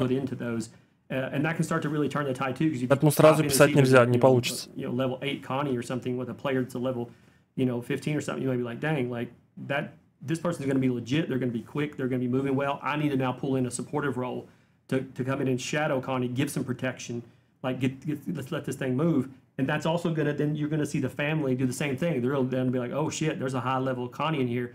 We need to call an audible, guys. Like we need to get some bruisers in here, right? You might start to see that the family side shift and change out, and people switching in and out. Ну, в общем, он говорит, что в лобби ты уже видишь, да, что, например, это конни 10 уровня, и ты за маньяка думаешь, блин, это конни 10 уровня. Значит, против нее мне нужен вот такой-то билд и, соответственно, такая-то прокачка. Ну и, соответственно, за сурвов, когда играешь, ты видишь, окей, там Лезерфейс, Сиси, Кук, у всех 10 уровень, и ты примерно представляешь, какой билд тебе нужен. По стелсу отыграть или еще как-то. То есть все это будет как бы, ну, видно в лобби. That term is called the metagame, is what that's called. So when you hear us reference that, or the stream title or whatever being called Metagame Explained, that's a little bit of a shorthand on the dev side to say we're talking just about this facet of the game. It's what you'll be spending some of your... Сейчас он оправдывается, почему геймплей не показывают. Видимо. Он говорит, это стрим про мета-игру, это не про геймплей. Yeah, one of the things that I think is really interesting about the term metagame, and what I think is really cool about what we've built here is this really is a game within a game, because if you're the kind of person who's going in and you're working your way through these skill trees and you're going, I'm just making all of my characters this. I'm making all of them high endurance. I'm making them, all of them that. You're kind of not really playing the game within the game. Being able to look at it and say, I'm setting myself up for all scenarios by making all of my characters a little something different. I'm playing to certain strengths. I'm balancing out other weaknesses. Yeah. Playing to the strengths. That's an important one. Play to their strengths. Balance out weaknesses. Make something really neat so that when you're sitting there and you're looking at your... Ну, в общем, они говорят, что надо делать разные билды на всех персонажей, пробовать что-то, пытаться как-то усилять сильные стороны, повышать слабые стороны, как-то балансировать все и пробовать разные сценарии. It would make no sense to go to Lowe's and just buy flathead screwdrivers. Right. You need a full set. You need hammers. You need all the tools to get the job done. Вам нужны все опции, да, все возможные перки, варианты, чтобы попробовать эту игру по-настоящему. How do I play them to the strengths of this character and play to the strengths of how I want to play this game? How I want to. Maybe you want to be stealthy. Maybe you want to be fast. Maybe you want to be a little bit more of a tanky or protective type of role. Start thinking in those terms whenever you're moving through this system. And again, you don't always be a Phillips head screwdriver. Like, you're only going to get used every now and then. Yeah, absolutely. В общем, вариативность, очень разная вариативность. Возвращаемся в игру. Дерево прокачки. I'm at level 9 now with Connie, and you'll see here when I hit these last few points, I've now reached the end of the tree and I'm level 10. So now you know each character you can take to level 10 by progressing. You don't have to progress through all 3 routes because that's not possible again with those decision points. Ну да, 10 уровень, это максимальный уровень. Вот это новая информация. I've chosen. Now let's go back out here and let's see here. Oh, a little tough to see. Let's tab over this way. There we go. Here's our loadout screen. Now, like I said, we get, Смотрите, очки атрибьют очки 30 из 30 доступны. Oh, wait, there we go. How do I change my loadout? You can see again? I'm old and my eyes don't work. I hear you, dude. Is it possible, Rob, to throw game to full screen for us? Just for a short little bit here. Rob, I'm a million years old, buddy. We're just having a hard time reading what's going on. There we go. We There it full is. screen. Okay. maybe. Yeah, left trigger. There we go. Left right trigger, right trigger, what you're looking for. Yeah. Oh, see, Rob, you should have said that. Ну, вот earlier. эта обилка, вот это наша триперка. Yeah, I have 5 loadout screens. In testing, my character gets wiped out so often that I really have 1 loadout. I haven't even enjoyed this yet, but you have 5 loadouts here. Ну, да, 5 лоудаутов, это то, что я говорил, можно менять разные билды. Pool that you've unlocked. Now you'll notice on the perk screen here. Смотрите, и вот все перки, которые он открыл в скилл 3. Они здесь. Те, которые он не открыл в скилл 3, они закрыты. Они недоступны. Those choices that you make in the skill tree are so important. Because those go into that pool that you can then pick from to make your 5 loadouts. But I also have attribute points that I can assign down here if I want to. И смотрите, атрибьют-поинты, они влияют на характеристики. Вот этого я не знал, вот это новая информация. Видите, у вас есть 30 атрибьют-поинтов, которые вы получаете из Skill 3. И получается, вы каждую свою характеристику можете увеличивать. Это очень интересно. У меня было такое предположение, но было непонятно вот из слитой технической версии, которую я снимал в последних видео. Once you spend those attribute points, they're not locked in. Even though you spent them in loadout 1, they're not locked in for loadout 2. I think that's something important to note because, you know, in a lot of games... Ну да, типа если ты в одном лоудауте это потратил, в одном билде, то для 2, 3, 4 у тебя все это будет работать. Потому что, ну как бы для каждого билда все твои вот эти ресурсы, они работают заново. Save 5. 5. Ну, логично, это логично совершенно. Yeah, 5 loadouts per character. So you, yeah. And like I said, anytime you respec your tree, you can take a different route, rebuild all your loadouts, all of that. And again, no penalty when you respec. Yeah. Yeah, actually, wait, let's jump back into the skill tree real quick. Excuse me, I got a little frog in my throat there. So now respec, I remember which button respec is, Rob. You're not going to get me. Так, сбрасывать skill 3. I hit respec, but this side of the tree is still all unlocked because we've been down there. There's really there's not really it felt. Да, то есть, когда ты второй лоудаут загружаешь, второй билд, у тебя твое дерево прокачки, которое в первом, оно остается открытым. Ну, открытым, как бы сказать, просто для обозрения. Ты видишь, что там будет, но ты можешь идти, соответственно, в другие уже ветки. To respec and go up the right-hand side route because I know I have enough points to do so. That's fine. You know, uncover the whole thing and start looking around and mapping. И по факту ты можешь открыть все дерево целиком. Но просто в одном билде ты можешь использовать только те перки, которые у тебя влево, а в одном билде перки, которые вверх, в другом билде перки, которые идут вправо. Логично. Но при этом можно открыть для обозрения все дерево сразу. Now, because I chose the middle route, you can see those others are locked out for me. And again, guys, this stream is dedicated to discussing the metagame. I know there's some folks that are... Бля, Уэс постоянно говорит, что этот стрим посвящен мета-игре. This high level of what do you unlock, what does it mean, what are the attributes, you know, all these things. That's what we're trying to go through here and explain because it was the number one request we were getting. Все спрашивают в чате про это, что ли? Passionate about wanting to get into discussing cosmetics in a future stream. Надо им плашку пустить с текстом. Мета-игра, хотя у них написано, в принципе, Meta-game explained live. We always try to listen to what you guys say and try to get you that information as fast as we can. We thought this was the best way we could do it because if we just took a bunch of screenshots of this and wrote something up on our community hub, it's going to be a lot of reading. And this felt like a better way to do this is so where we can answer questions, we can show it in real time. You know, this made sense to us as a way to do that. So, нет, пока все понятно, да? Saying, I want to see gameplay, I want to see cosmetics. I'm sorry, that's not what the stream is вот about. Про attribute points это прямо новая информация. Вот этого мы не знали. We have a hub post outlining all of this going up as soon as we, you know, as a matter of fact, it's up on the website now. We'll be putting it out over social soon. Yeah. The reason for that is we know that some of you would rather read about the metagame, and that's fine, or maybe access it again after the fact. Right. This VOD will be up Ну, они вроде говорят, да? Во-первых, что вот это видео будет доступно, а во-вторых, они напишут про это.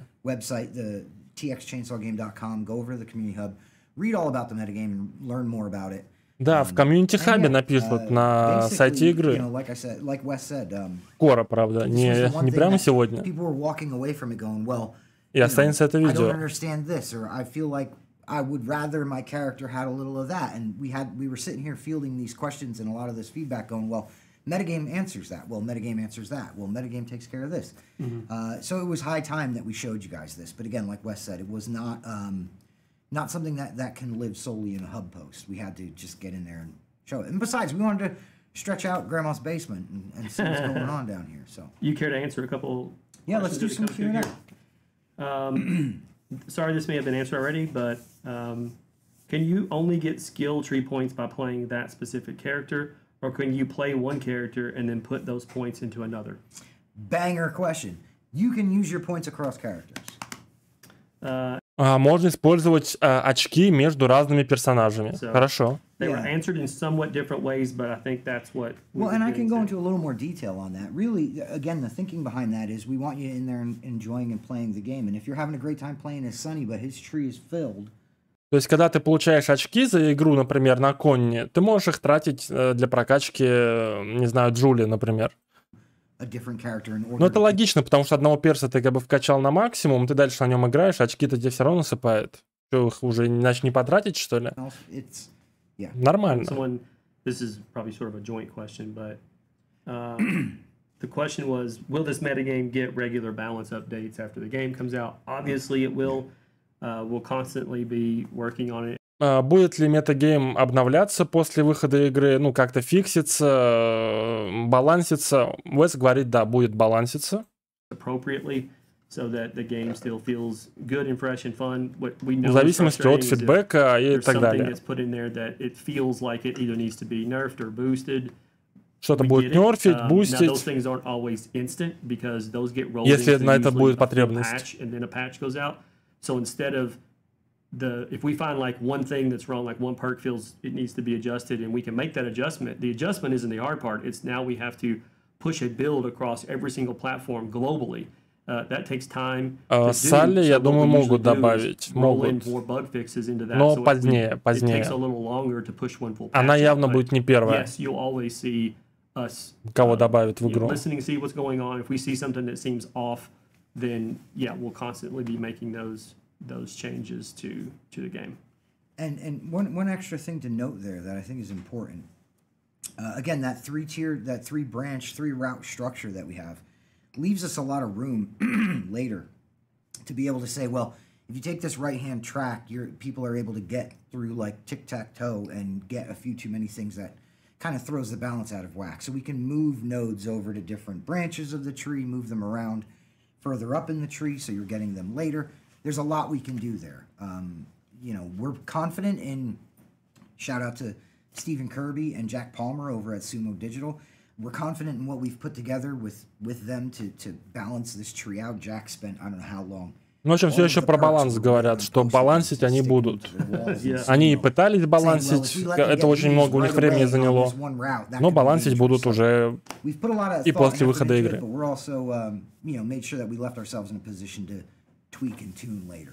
Methodicalized streamer we know jumped in and said, "Are you guys planning on adding additional perks, you know, over time throughout the game?"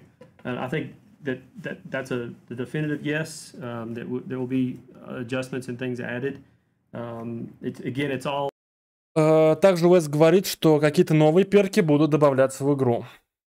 Leveling, how people playing the game, and then adding and stuff to the game will always be a thing we want to do.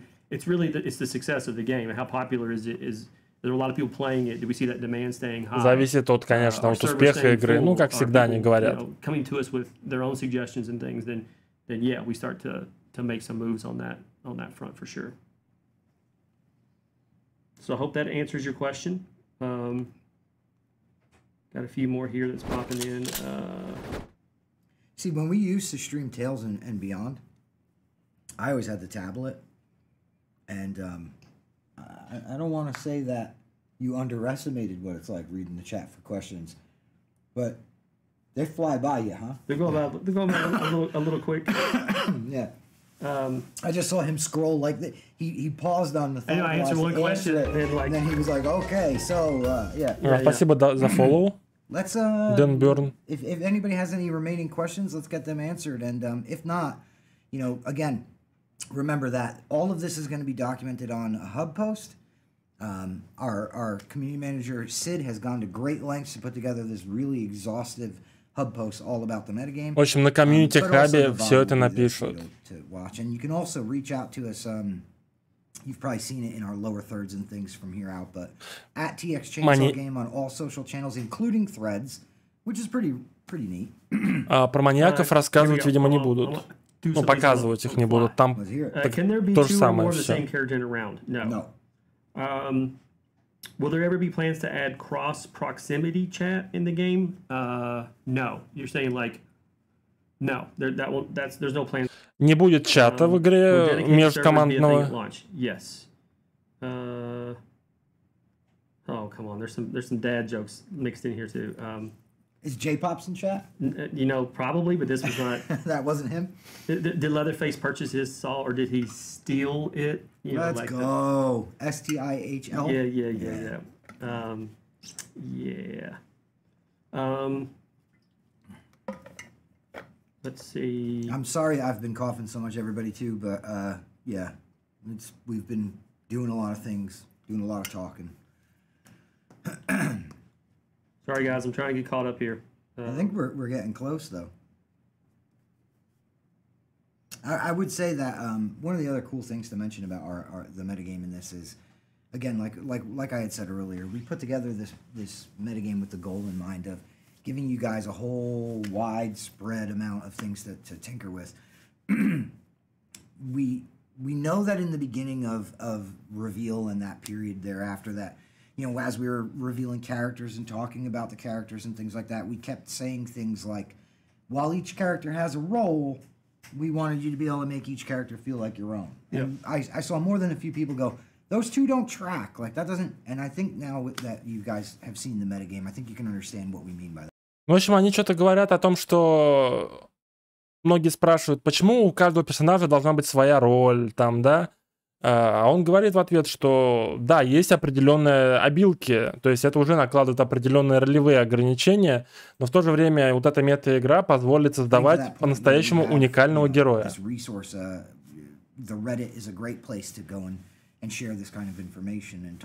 Фанхай.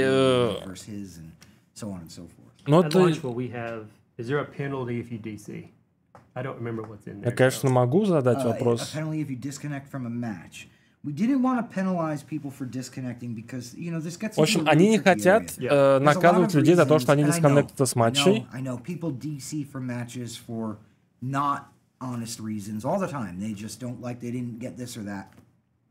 I'm not assuming that everyone's honest or anything like that, but there are, let's be real, there's still a lot of times that you disconnect from an online game and it's not your fault. Yeah. So, I mean, it could have been even... We could have been rolling a patch. Steam could have gone. Something weird happened. Be a storm in your town. There's no way to know the difference between a legit DC, like out of your control, and then someone who's just rage DCing. Right. There's not really a way for us to monitor that. Like, we don't know when you press the power button because you're mad, or because a server hiccup, one of the platforms is having an issue, one of our partners or something, or power went out in your region, a storm went through. Like, there's no way to know the difference for those things. So right now, no, that's not something we have planned. Someone also asked, will there be a penalty if you lobby dodge? So if you pop into a lobby and you see that whoever character you wanted to play as is not available, is there a penalty for that? No. But the reason that... В общем, никакого наказания не будет. Sure, you may have one that is your favorite, but I guarantee you that there is another 1 or 2 or even 3 characters in the game that you will also find very fun to play. Anyone that played the technical test that's in chat right now can probably, hit you with a yep after this, which is you probably went into this thinking, oh my gosh, I can't wait to play as Leatherface. And then you were like, but bruh, Hitchhiker's so fun. Or you were like... В В общем, говорят, что за выходы из игры никаких наказаний не будет, потому что могут быть как обычные вылеты, так какие-то проблемы там со Стимом, с интернетом, ну, в общем, все что угодно может быть. И говорят, что даже втроем или даже вдвоем играть на самом деле можно. То есть даже, ну, в принципе, это технический тест это показал на самом деле, что даже один сурф, он может что-то сделать, реально может. Ну, конечно, должно очень сильно повести, но тем не менее. Но я написал про русский язык. No, I want to play this one specific character. This is my character, and I'm not even going to look at any others. I mean, I guess you can if that's the way you want to play it, but I'm guaranteeing you're only going to see a fraction of the fun that can be. Вот, кстати, очень хороший вопрос задали в чате. Будет ли скилл 3 разным при перезагрузке? It's supposed to be fun. The game's not supposed to be competitive. Или он всегда одинаковый? The point of the game. The point of the game is get in and have a blast. Ну, например, для разных даже лоудаутов, типа вот, хотя для разных лоудаутов, наверное, все-таки не будет разным. Alright. See if there's any other questions in here. We're just about to wrap it up, guys. So if there's some final ones that we did not answer, here's your time to jump in, say some things. Так, ну я написал вопросы, но там чат очень быстро летит, они могут не увидеть. The whole lobby dodging or exiting out of the match, things like that. That's something that we can monitor and keep an eye on. So again, continue reaching out and talking to us on our socials, on Reddit, things like that.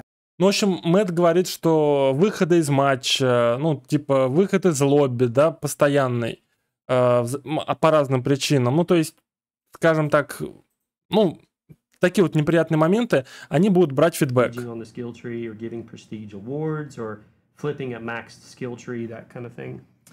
Well, I mean, it's something that we talked about earlier. Он вопрос пропустил. You kind of, you know, have to start to think in terms of, well, once we set down this path, it's kind of going to block us out from that path. And I don't even mean in the skill tree. I know that sounds like I'm talking about the actual skill tree, but I mean in the development of the skill tree, right? We wanted to be super lenient on respecs. We wanted to give you guys the opportunity to be able to go in, wipe everything out, go in again and redo it. The idea of working your way to the end of the skill tree and then prestiging, that locks that route. And so that's a hell of a decision to make, to say, I'm going up the right side route of this skill tree and I'm never going to be interested in the center or the left. Without having some routes closed off to you, then it's not a matter of really navigating the skill tree. It more becomes a matter of, I get points, I unlock things until there's no more things to unlock. So the complications with that, getting to the end and prestiging or flipping or whatnot, the complications with that start to move us away from what the goal of our metagame was. And the goal of our metagame really ultimately is creating builds, theory crafting, and customizing the victims and family members to you, to your playstyle. So, will the servers have skill-based matchmaking? It's a big question that's came through here. Like, I've seen it. Смуч, хорошо. Yeah. That's when I don't have an answer. Yeah, I don't think that's in at launch. No, we don't have skill-based matchmaking. No. Никакого матчмейкинга по скиллу не будет. Все игроки слабые и сильные будут вместе. If it's a thing that absolutely, like, you know, if we're 6 months post-launch and it's like the biggest demand and we're like seeing that there's a major issue with like early players versus late players, I think it'll be a sort of come to Jesus moment for both Gun and Sumo, and we'll talk through like if this is a thing that needs to happen, is there other alternatives to making that happen? You know, we'll be open to discussing that and figuring it out. But again, there was also a question about leaderboards. Is there going to be leaderboards? Again, no, because that again leads into a type of game that this isn't. It isn't a game about, look, I'm the best. Никакого лидерборда, то есть таблицы лидеров не будет. I'm making new friends. Это потому что другая игра. Они говорят, что эта игра прежде всего направлена на веселье, а не на соревновательность какую-то.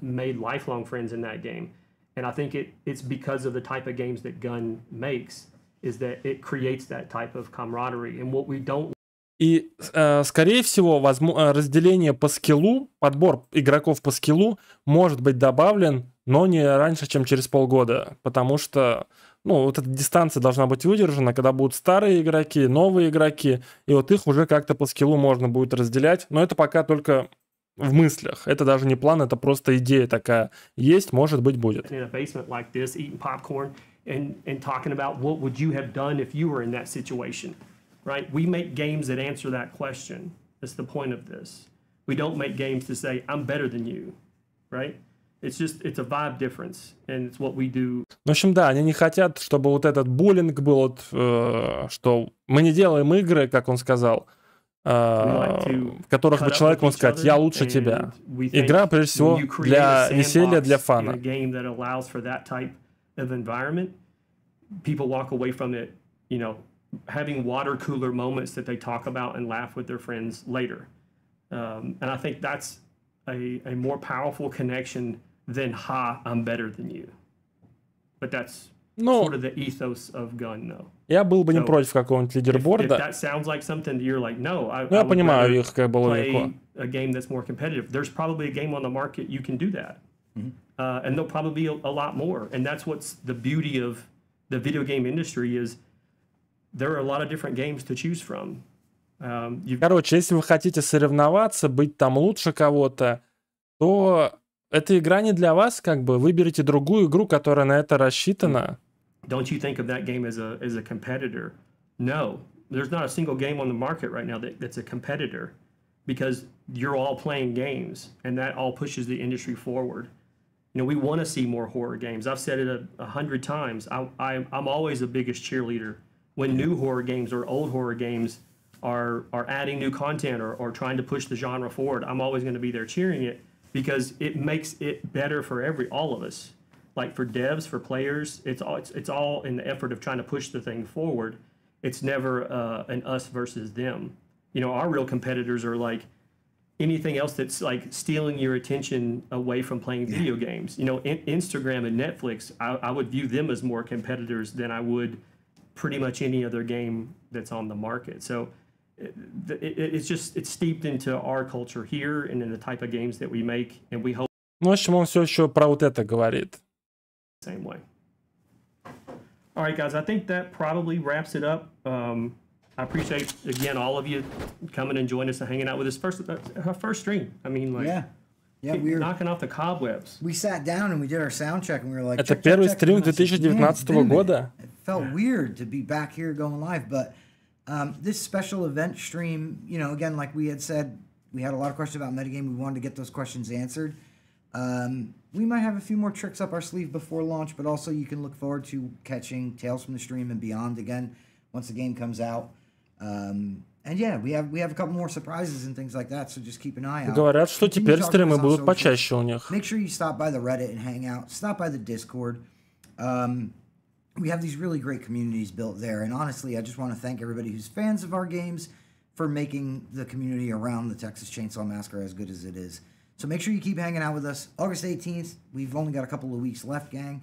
And head over to the hub. Так, ну что, турик по резне будем организовывать so you can be that guy on Reddit that knows в декабре.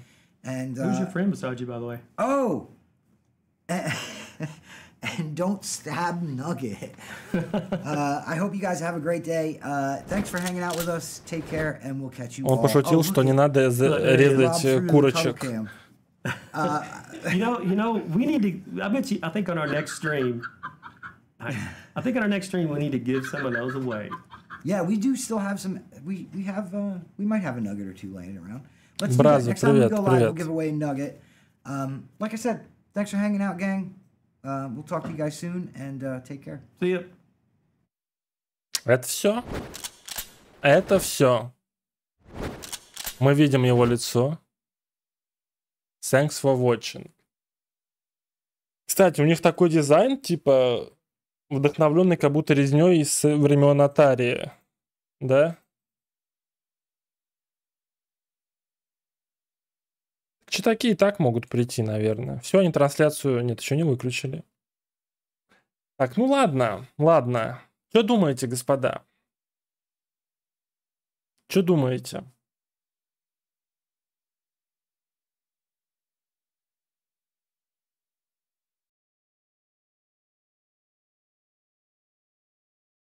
в принципе, ну, если уж совсем честно говорить, то